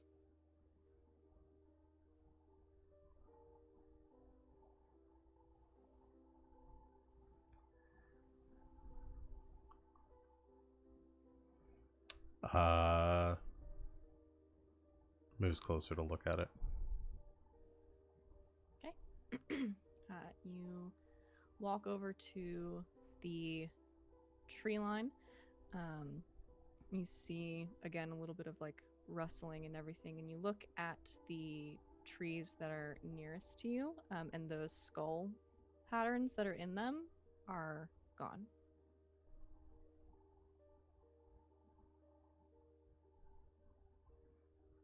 I see any tree people walking around. Nope.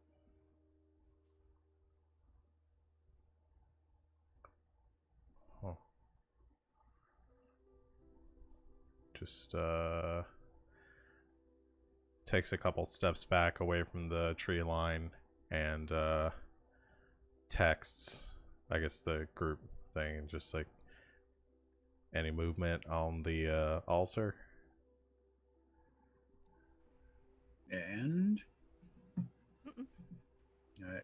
Yeah, when you look over, Rexy's like laying on her bike with her feet crossed up across the handlebars, and she's got her Kevlar tabi boots on, black leather jacket all done up, gloves on, and helmet on because she got tired of being bitten by skeeters and stuff.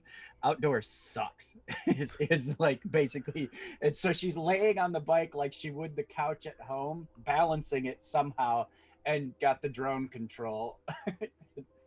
And yeah, she texts back, nope, nothing here. All right, skulls gone off trees. Got some movement over here. What are the rest of you doing when you get this text? Victoria was watching him to make sure he wasn't doing anything stupid. Do I see anything in the tree line? You do. You look up and are sort of watching him, going back and forth, keeping an eye on him, making sure nothing weird happened. And you start to see movement. As you don't see them fully, but you do see, because you can see magical influence, these kind of like shimmering, essentially like outlines of these like humanoid creatures that have made their way out of the tree line and are starting to move among the like the cut down area. Victoria opens the car door and is just like, Wynn, What? come here. All right. Starts moving towards the car. I'm having you roll to act under pressure. Oh boy. I did up my cool last time. Mm-hmm. Let me just scroll through my bajillion things to make sure I don't get anything for acting under pressure. I don't think I do. No. All right. That's a 6. You Can I help in some way? don't know how you would help. Is he trying to avoid these things? Or not anger these things? What's the danger? Either or both. Yeah, what is? Are they Uh, like running at me right now, or are they like? They're not running at you. Know they're currently moving sort of through this area. In Victoria, you can see them like stop at certain points, but a couple of them have come up in the tree line and are sort of watching you. You don't see them though. Is it? Yeah. I can try to direct him or encourage him to move faster. Sure, why not? It's cool. I have a +1 forward that I could use here. Help is plus cool.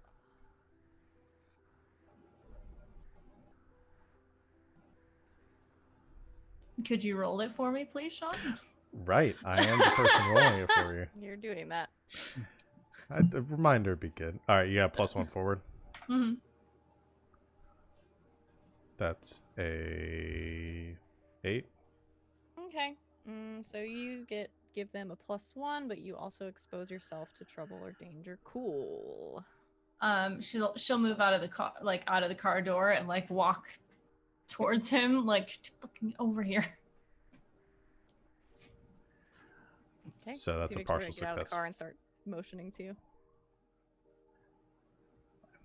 He just starts jogging in that direction. Okay, you do.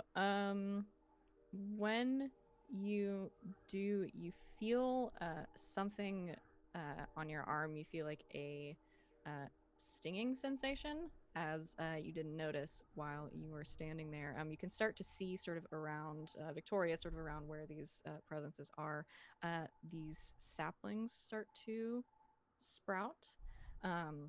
They have these like long, kind of almost serrated leaves, and then they have attached to those, and sort of when what you have accidentally run into in your haste to get away, they have these long, like hair thin, like spines on them, and so you turn and not expecting a little tree that wasn't there before. They sort of rake across your hand and your arm, and it stings like hell.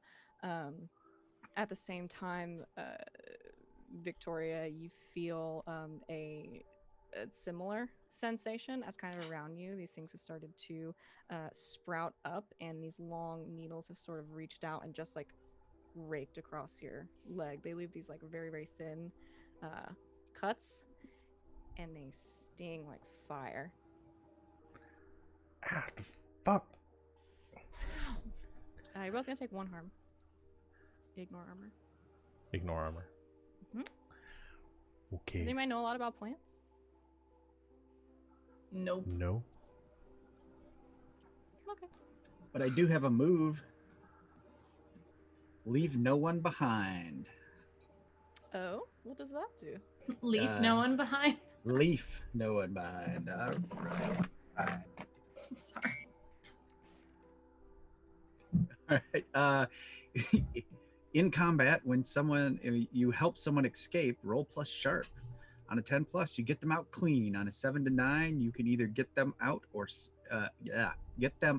suffer no harm. You choose. On a miss, you fail to get them out, and you've attracted hostile attention. Okay, so what are you doing to sort of accomplish this? To get them out of there quickly? Rexy again, just kind of like,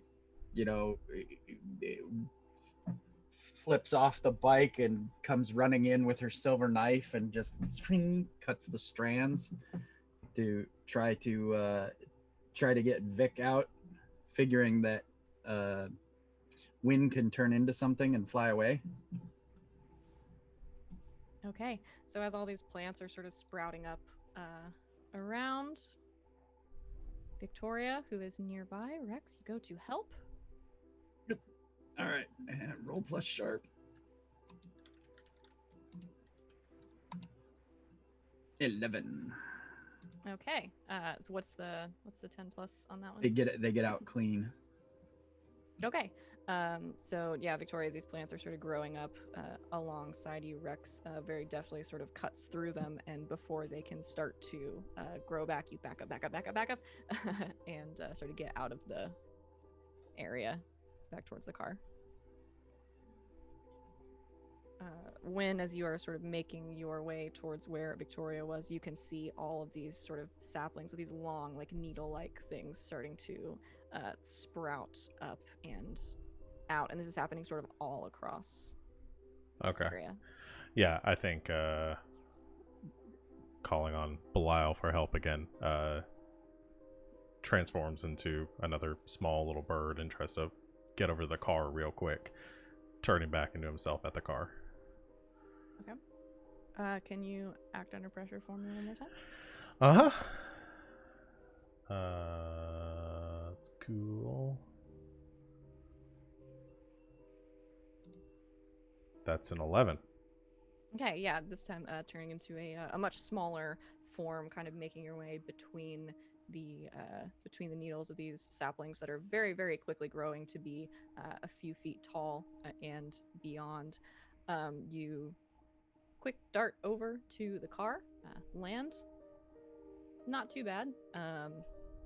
Those things sting like hell, though. Yeah. All right. That hurt. The hell was that? Stout!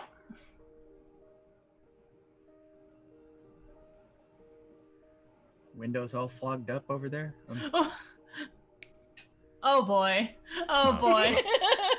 Oh fuck, for fuck's sake! Guys! God damn, it's a stakeout. They can never Not a get make out. on to us again. You don't even get the drumsticks. That was funny, Seth.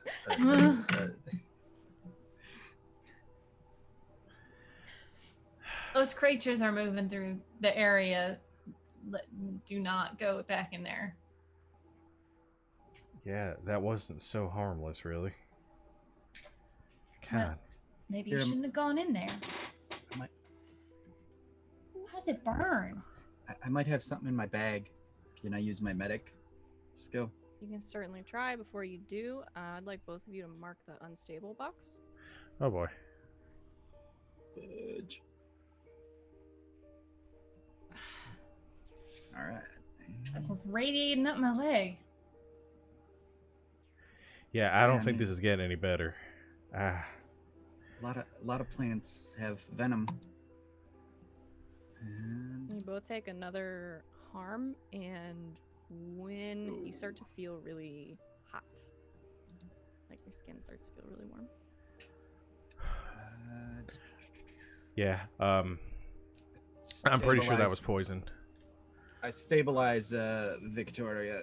On a 7 to 9, choose one. Heal 2 harm or stabilize the injury. Okay. Well, Victoria, you are no longer unstable. The burning sort of subsides a little Thanks. bit. It still hurts. Yeah. Sorry, I can't seem to do much else for it right now.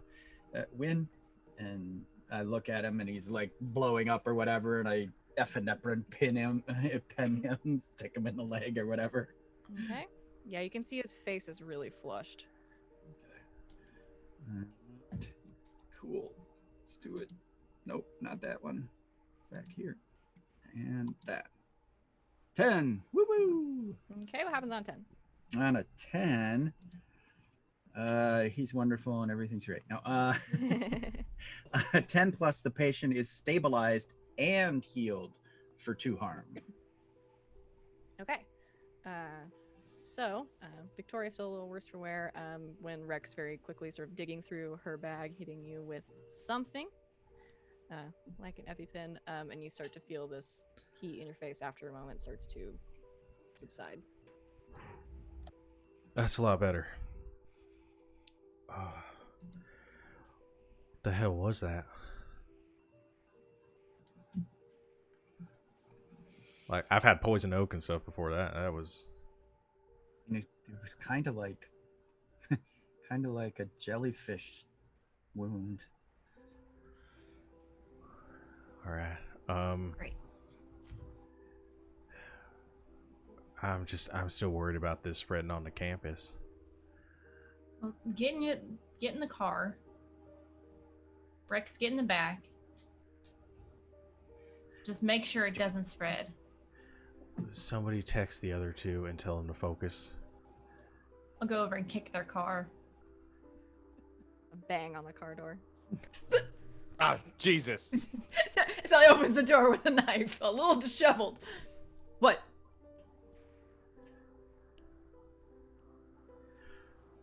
What? She motions to the trees. Oh, and shit, then what to the her happened? leg. Oh, shit. Travis will just drop the knife and use magic to heal Victoria. Okay, please roll plus weird for me. Oh, wait. I get it. Oh, there is a move for this. I'm a fool. I knew there was something. Oh, no, never mind. Okay. There's a move Sorry. for making out with Sally? Yes. Oh. No. It's called cool. It's called cool. Yeah, no, it's this is suddenly apocalypse world. No, I get +1 forward for using magic for certain things, but time wasn't one of them. 13. Ooh. Thank you. Heal 1 harm. Yeah. What got you? The fucking trees. Yeah, you With, guys like look the out. trees? And you can see these trees that have sprouted, and they're now like this is way more foliage and stuff that has grown in the past overnight. These trees that are now like several feet tall and continuing to grow, and they have these like their leaves are sort of starting to expand, and they have these long like needle-like Oh. things extending out from them. Oh shit. Now this okay. is a tree that's native to Georgia, so I'm wondering if any of you guys know what this is.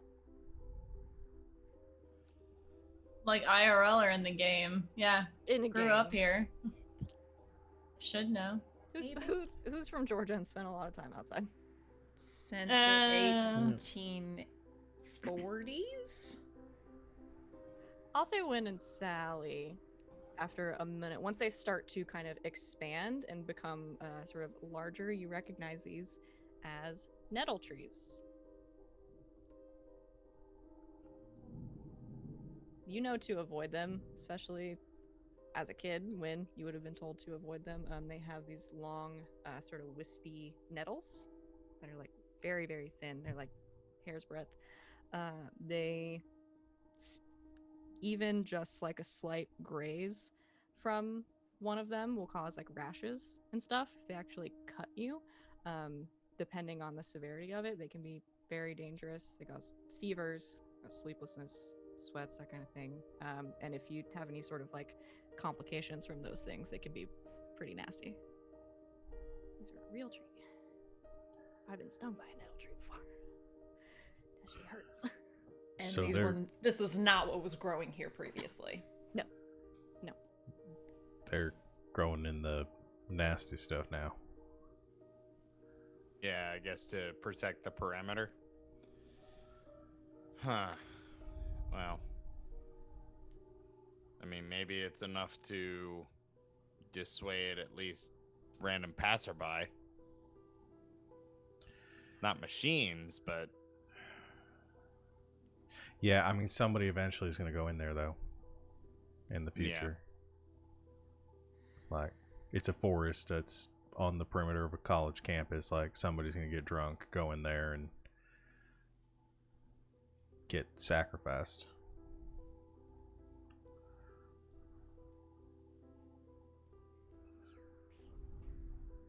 I'm just saying, like, I'm all for our plan to the whole bird thing and trying to convince them to not cut it down. But I don't think this is safe to just leave here. Well, I mean, it already was here. Maybe not with nettles and shit, but... Yeah, something changed.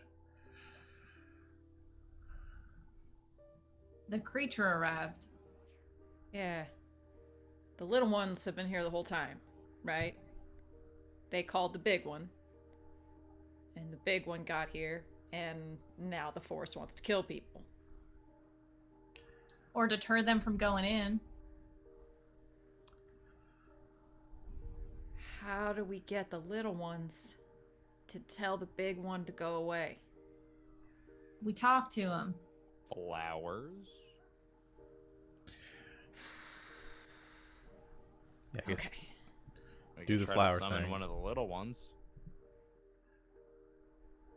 I mean, I can try to commune with them. I do have my mind powers. I got all these All right. flowers. Yeah, well, we can Then try communicate that the first. flowers. Yeah, try that first. I'd rather not do it tonight, thanks. Well, I mean, what's the alternative? Leave these things here, and there's gonna be like, I don't know, Audrey 2s tomorrow morning. So you want me to go in there to talk to them right now? No, I'm saying bring No, one no, of no, them no, no. out here where it's safe. I'm not gonna. I have to talk to them on their own turf. It's not like a fucking mediation in a war. Could we summon one away from the woods? That's what I was suggesting. I feel like that's not a good idea. Why not? Ripping someone out of their home? We're right outside of their home. It's like their front lawn. We're asking them to come out the front door. Victoria, you can still see some of them like moving around in there. They're not that far away from you. Mm-hmm. Are they? What feelings am I getting off of them? They're very calm creatures right Mhm. now. You notice, I think, a couple of their forms still kind of standing still where they were watching Win Mhm. before, but mostly very calm, if a little wary because they know that you're there. Mm-hmm. But they do recognize you. Fine. Okay. Victoria like walks to the edge and like looks at one of them. Hi, hello. Can you come here, please? You see a couple of these forms, these like shimmering outlines, sort of stop and turn, and two of them kind of very slowly kind of walk toward the edge, just moving right through the nettles, having no issue.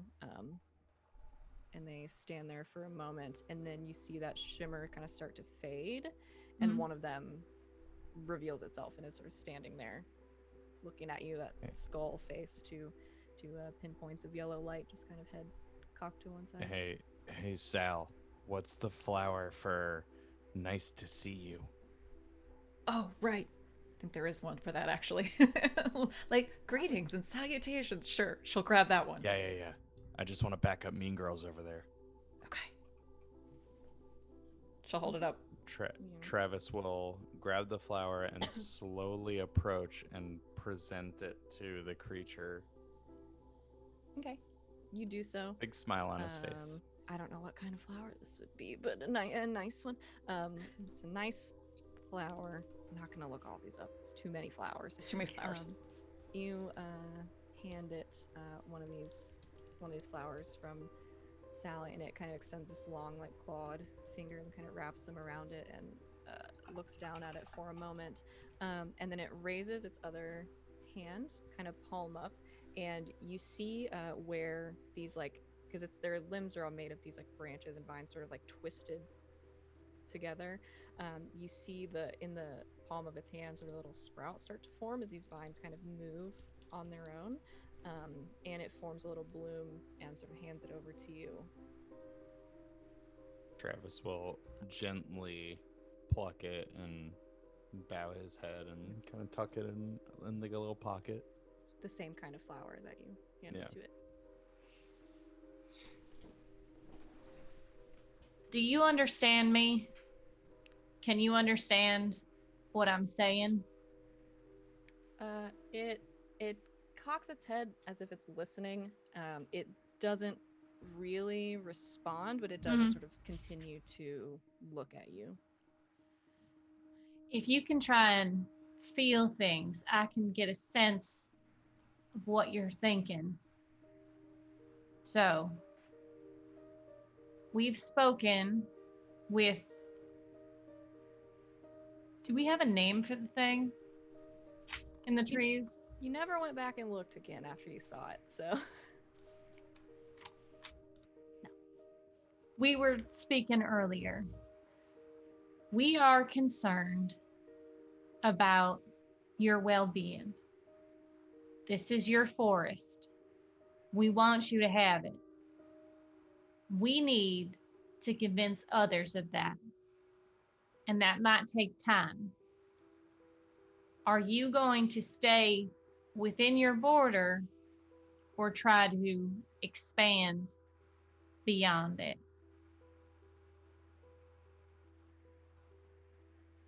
I'm gonna have you roll. It's whatever your thing is for reading a person. You can roll plus weird. Try to have you Please. read this thing. Sean, please. I will also tweet meta pigeon in here. One of the effects of use magic is communicate with something you do not share a language with. So that is also an option. That's true. Tweet. Good pull. Weird or sharp? Weird. Weird. 11. Okay. Yeah, so you can either ask 2 questions or just sort of give you some stuff. Yeah, just one of my questions is, are you going to stay here or move out? Okay. Continue to expand. Yeah, you ask this and it thinks for a moment, it kind of cocking its head to the side, kind of trying to understand what you're getting at. And then it looks at you and it looks down at its hand again, and you can see sort of curling around one of its fingers this like not like a vine, it's like a thick, these like wide, like thick leaves start to sprout, and on the ends of them bloom this like white flower with like red tips at the end.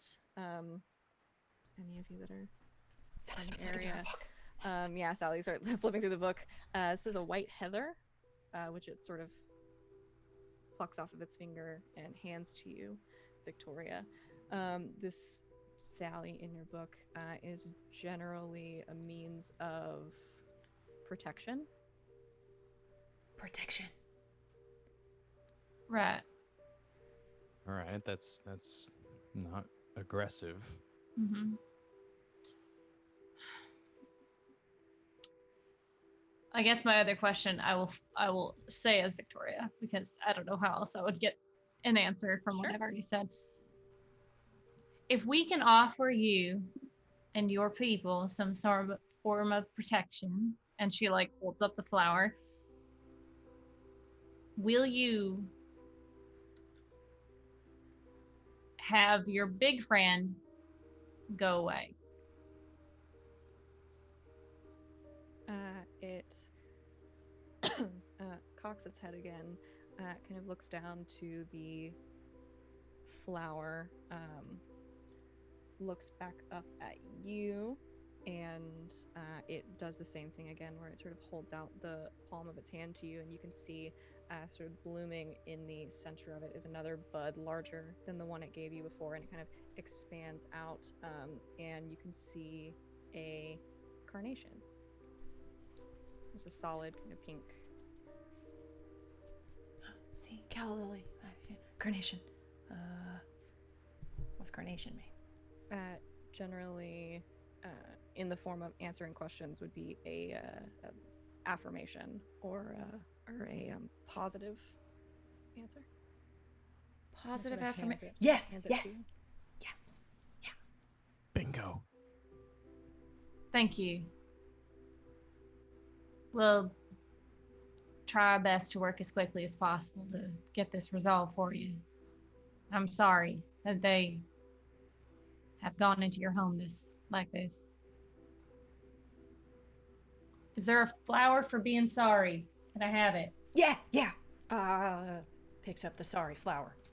Travis runs over, grabs it, runs back, gives it to Victoria.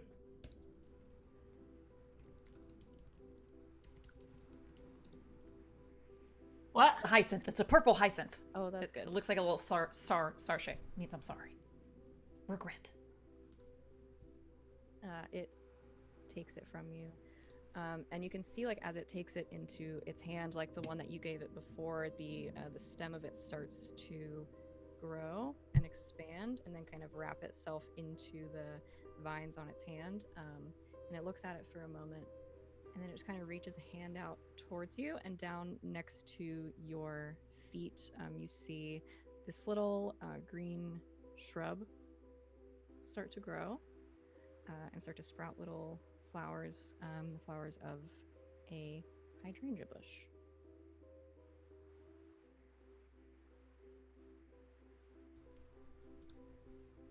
A gift of thanks. Mm-hmm. Please, thank you. Thank you. She bows and backs away, I guess. Sure. Yeah, Travis does the same.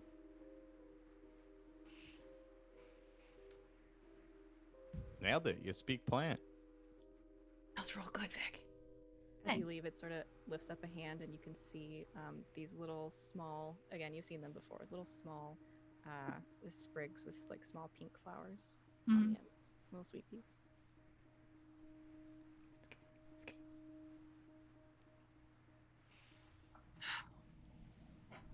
All All right. right. So bureaucracy saves the day. It will, hopefully. Don't always have to go in guns blazing. Yeah. I mean, defeat an evil fae on the fae plane and then play Parks and Recreation. All in a day's work. Yeah, can we go home now? Yeah. Right. Is somebody gonna email those photos to the rat people? So Win was tended to by, oh, I'm sorry, I already did something. Yeah, you're good. Yeah, okay. I think we're good as far as Yeah. harm. Good. Yeah, I'm at 0. I'm good. She also has a headache, but it's okay. Oh, that's right. I got a Rexy migraine like all afternoon. sends all the pics and the things to different groups and whatnot to try to drum up protection. As not Okay. even not Betty. So she'll send them anonymously to the groups that would then step in to get some protections over the place, because her government contacts were left her on her own on this one. So Mhm. Did. she's gonna have to hope the lobbyists pick it up. Okay, so you're gonna send these pictures out to different organizations and things like that of this bird that you've rediscovered. Going to have you roll manipulate someone. I'm gonna take a move for this eventually. I've been holding off on taking charm this whole time.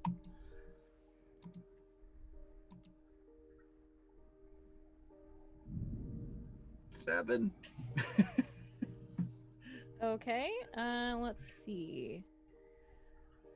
Do it, but only if you do something for them right now.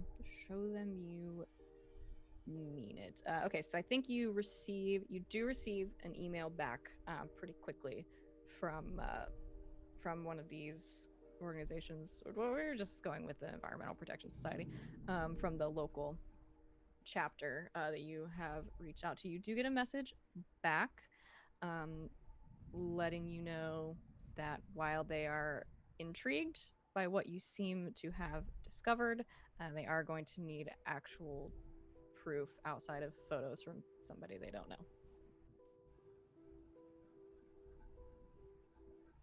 I can meet with them and we'll just do the thing again. Sounds great. Are we gonna Thanks, have to like Victoria. stage this?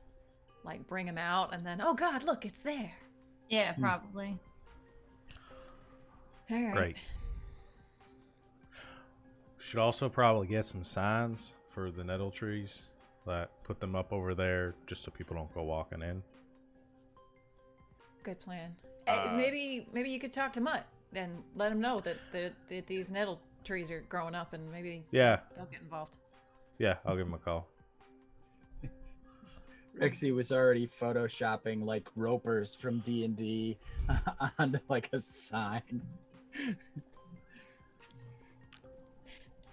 It needs to be a little more official. Yeah, when we'll leave, since it's late, leave Mutt a voicemail. Be like, looked over there, saw there were trees, the nettles on them, probably want to put some warning signs out for people. Okay. Yeah, you don't have to roll for that. He's my Yeah, ally, so he does what I want. His friend. He does what you want. Yeah, so he gets back to you, you let him know, and they're gonna go out there tomorrow, put signs up. That's a nasty business. Tell you what. Mutt dancing. On the case.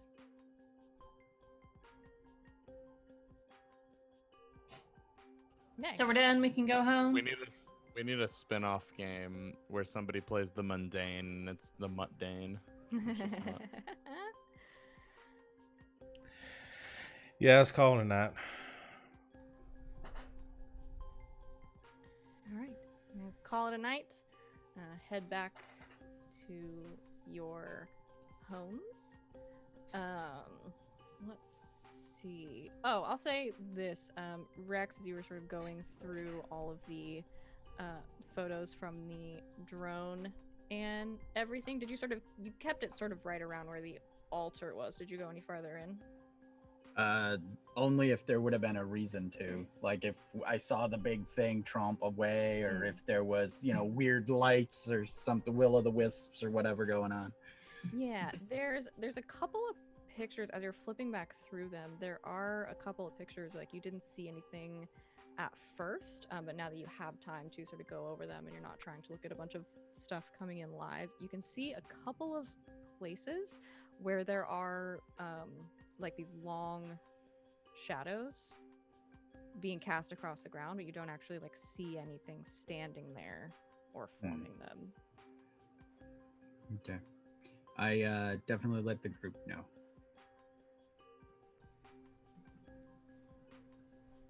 They are only seen when they want to be seen, right? That was what we read.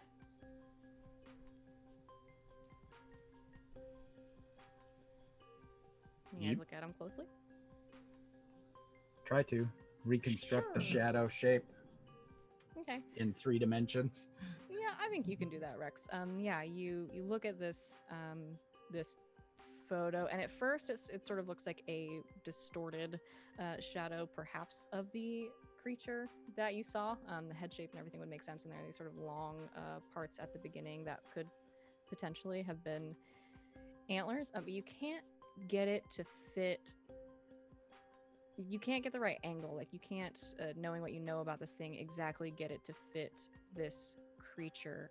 And I think after a few moments of looking at it, it strikes you that the shadow is way wider than it should be. Okay.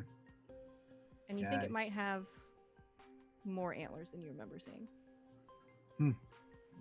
I again shipped that info on to everyone. It's not making much sense. And then literally The bigger the forest gets. The bigger the forest gets, the bigger it gets. I don't know. Is all you get back from Rexy.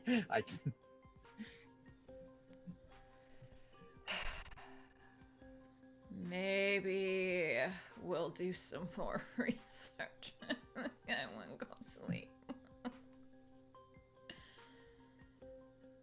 Sal I'm assuming Travis was probably just going to drop off at home. I think I'm going to the Haven to do more research. You sure? Yeah. I think we need a name for this thing. Maybe the little guys will scare him out, but maybe if we can put a name to a skull face, maybe that'll help. Also, why does it have more antlers? That's just creepy. It's just creepy. There's nothing Yeah. else about it. That's just creepy. I mean, are we 100% sure that these little critters have, I don't know, control over this thing? Nope. Could have just unleashed a big tree deer and it's just hanging out now. Who knows? Shit. All right. Well, it seemed confident that it could ask it to go away. Yeah, well, I was Well, confident. as confident as a flower goes. Yeah, and I was confident Dean Stewart would make me a full-time professor, but that fucking didn't happen. So, confidence only gets you so far. I still have some friends on the force if you want me to, like, get into, like, oh, I don't know, they found some shit at his house and get him in trouble. Her eyes get very twinkly for a moment. No.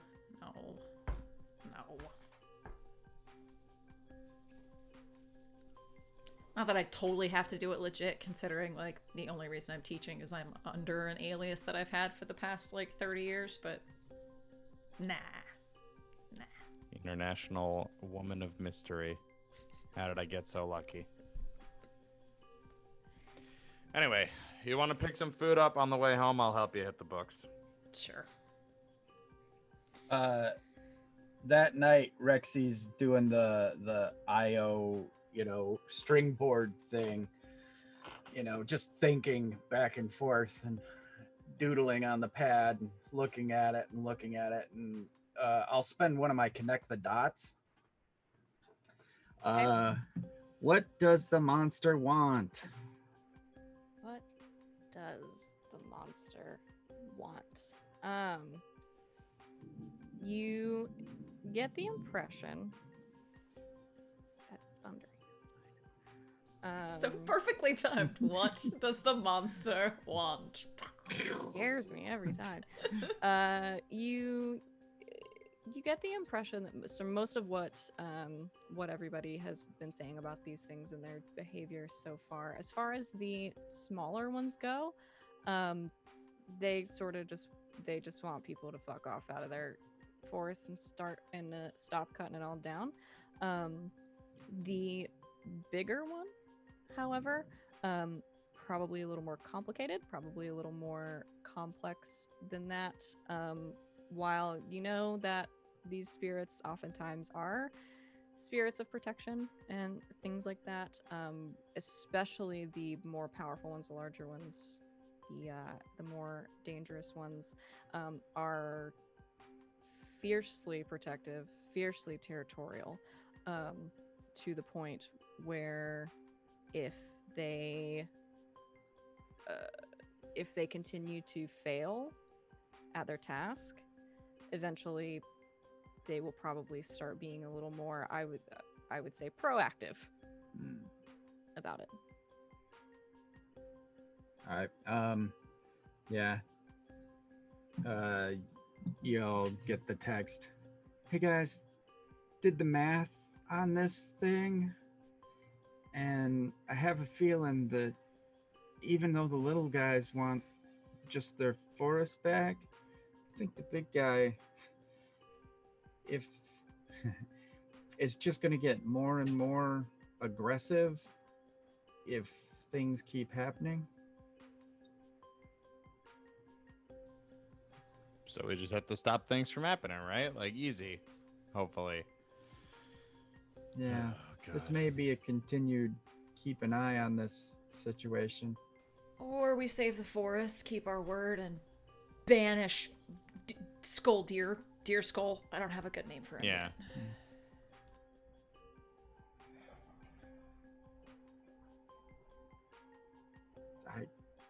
K? Yeah, Rexy Yeah, doesn't I have mean, any magic. And I guess we'll just try our best to stop any other construction.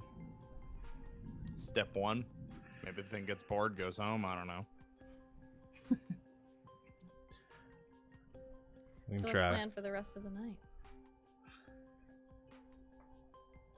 Finding a name for this thing. I know its symbol, I know what it does, I know it gets bigger antlers. That's freaking weird. I want to know a name for this thing. Okay. Somebody can roll to investigate. To put it all together. Victoria's gonna go to sleep. Fair. Rexy was doing the math, so Maybe she'll have a vision. I don't know. Oh, Sally's up, like eyes drooping in the Haven Library. Okay. Travis ordered a butt ton of sushi. Nice. Sweet. Yes. That's an 11. Okay. I'm gonna call that your one specific question. The heck are these things? What the heck is it? What is it? The little ones are called spriggans. The big one with the antlers is called, depending on the translation, either a leshy or a leshen. I want to make it go away.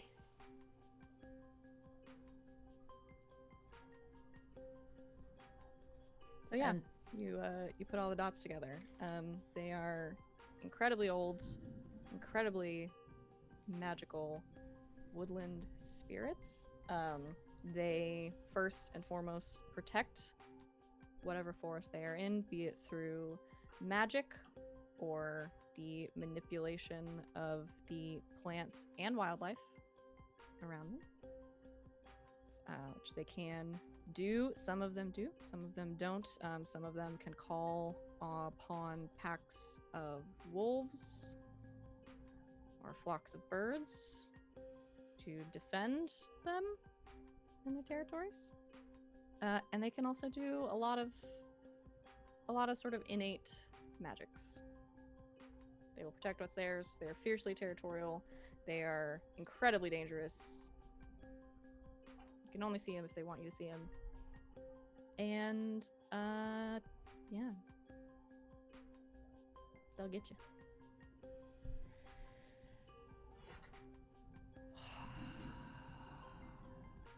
This dude's gotta go. Oh, and they have been known on occasion, the ones that are particularly aggressive about their territories and things like that, to either grow when their source of power increases or to call upon another one.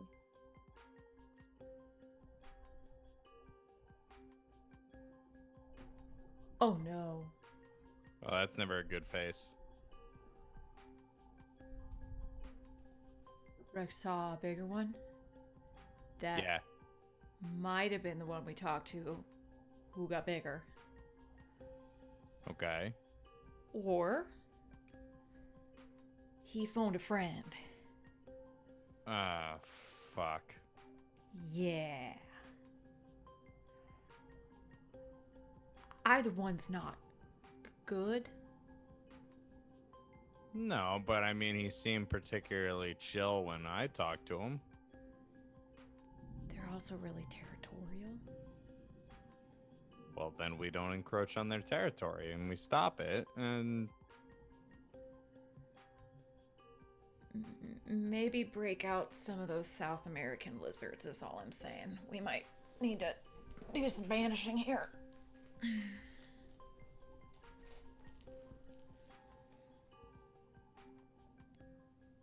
okay. Is that eel? I'm taking that. Oh yeah, I figured it's not a romantic dinner, but it's dinner.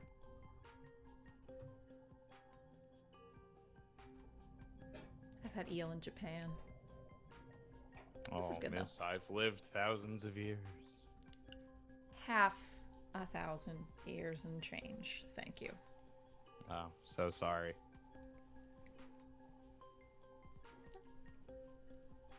Japan was lovely. Be a cool trip. Wait, is Godzilla real? No. Anymore. What? Don't. fuck with me. I'll believe anything. Yeah, a lot of it's real. And a lot of it's garbage. But a lot of it's real. Is Bigfoot real? Are there Sasquatchi? Yes. Are they aliens? I cannot confirm nor deny. They're aliens. I haven't met any. I don't know. Dope.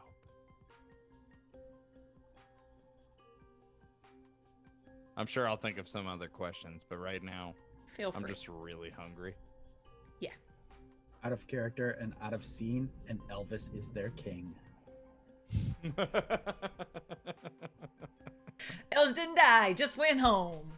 One of Rexy's other like cork boards in her haven is the Elvis Just what happened to Elvis. conspiracy. There's a hotel and there's a floor, and nobody has access to that floor. That's where he lives. Except Sasquatches, because they're rebuilding the mothership to take him home. All right.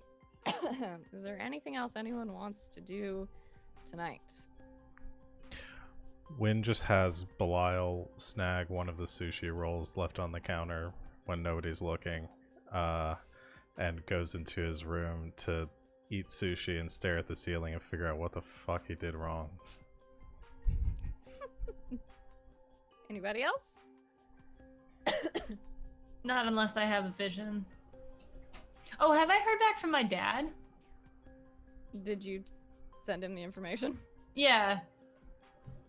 After she had the vision, she sent him the forum.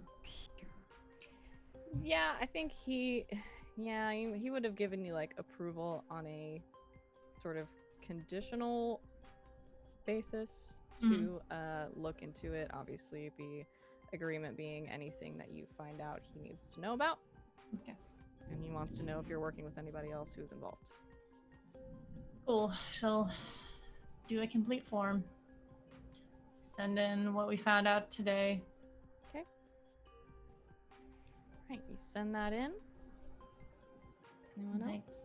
Nice. Rexy sends in her daily report. Okay. Do you do a good job on it? Yeah.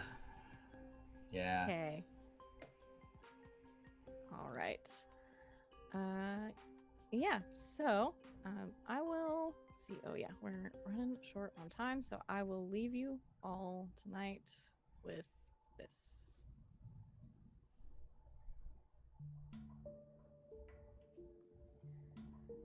Victoria. It is early in the morning, 3 a.m. or so. A thunderstorm sort of raging outside your window. I assume you went back to the Delta house. Mm-hmm. Okay. A storm raging outside. You are doing whatever it is you do at 3 a.m. when you're not asleep. And you are startled a little bit because you hear what sounds like something tapping on the window.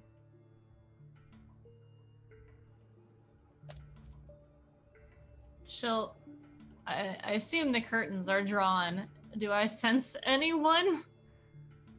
You don't sense anyone, but there is sort of this crack of thunder and a flash of lightning outside, and you see on the curtains a shadow sort of cast of these long, like jagged, sort of gnarled tree branches kind of tapping against the window in the wind. There are not big trees Yeah. in Sorority Row. Victoria's gonna take her phone and have it, like, she'll pull up Wynn's number, but not dial it. And she's gonna like in a horror film, slowly walk over to the window and draw the curtains.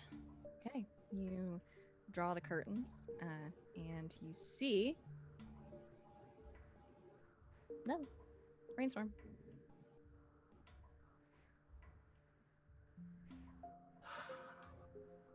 Right.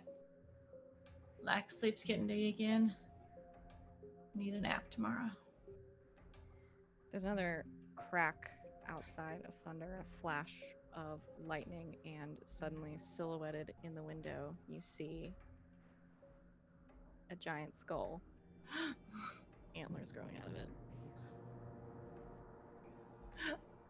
I hit the dial button. And I back away slowly. Okay. When you get a phone call, it's like 3 a.m. What's up? Shit, there is like nothing for a little bit, just kind of like breathing, as she's just watching this thing. And then she's gonna say, not in the phone, like the phone isn't next to her. She's just gonna say, "What do you want?"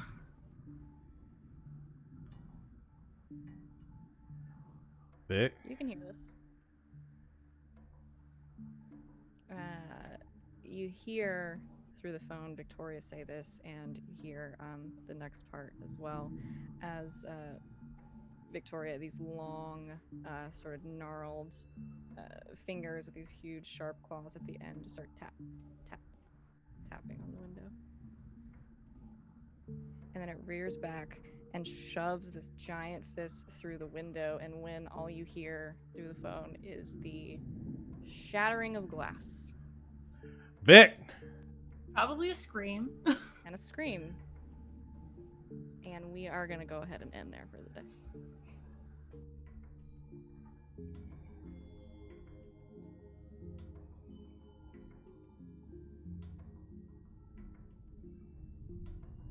So, I got goosebumps. gotta leave it spooky. The thunder again! God damn it! That fucking thunder! What's Victoria's last name? Keener. Oh, that's right. Victoria Keener, woman hostage. I was gonna wait to do that until next time, and then it started thundering outside, and I was like, fuck yes. Have to. Thanks everybody for hanging out with us so far. We're gonna leave it on a spooky note today. Yeah.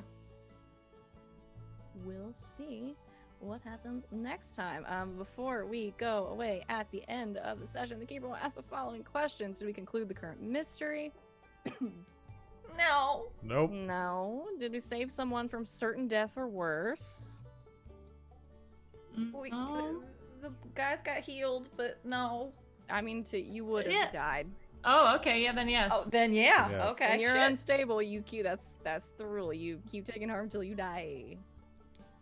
So, luckily, you were all there together. That could have been nasty. So we'll say that one. That was good. Did you learn something new and important about the world? Leshen. Spriggans. Spriggies and lishings. Speaking flowers. Yeah. We learned a new language. And if you're Sal out already there, knew that if one. you're out there in the chat and you're an expert on flower language, don't at me. I don't want to hear it. We were literally just Googling as we went, friends. Yeah, it was real yeah, fun, Fun. though. It's fun. Let it be fun. Do you learn something new and important about one of the hunters? Sal speaks flower language. Huh? She lived through the Victorian age. What do you expect? People Plus keep her getting and- mad at Win for no reason. That's not true. There's a reason. We learned. You just don't know what it is. I was gonna say, yeah, we learned That's true. that she's mad at him for no reason, but we don't know the reason. So Sally and Travis also were definitely just making out. Yeah. I was gonna say that. If they ever get on to Win and Victoria again at the hideout for anything, god damn it. We wanted to subvert expectations. We did. The horny frat kids didn't do it. so It was the grown-ups. The awkward divorcees did it. Huge fan. Sally and Travis staking out the trees. Literally the DM that I sent Sid was, wait, where is it? Would Travis and Sally be KISS KISS-I-N-G? and I spelled it out. I just did the. It's great. Very good. All right. Well, that's 3 questions. That's 2 XP for everybody. Woot! Hit 'em up. Woo! Some of you got a few this session. Yeah, so that is where we're gonna leave it for today. Let us I lost my calendar. Yeah, let's say goodbye real quick. Thanks everybody for joining us. If you're here with us live, we love you. If you're here with us later on YouTube, we also love you. Go follow us and subscribe on Twitch and join our Discord and subscribe to our YouTube channel and follow us on Twitter and come hang out with us. We will be back for the next episode of Slang 101, same time, same place, next Sunday, 4 p.m. Eastern time here on Game Nights. In the meantime, you can see our schedule on our Twitch page and our Discord and our Twitter, and also all of these lovely peoples as well. Follow them on Twitter. They tweet about the things that they're doing. They're also all on our Discord. You can come talk to them there as well. And yeah, any last words? I'm so excited. Okay, I promise I'll be in England next time. Knock on wood. All right. God, I freaking hope so. Everybody, follow these fools on Twitter as well as GGK. Everybody, wish Rob a safe trip because he's gonna be in England. And we will see you next week, same time, same place. Until then, good game and good night, Internet.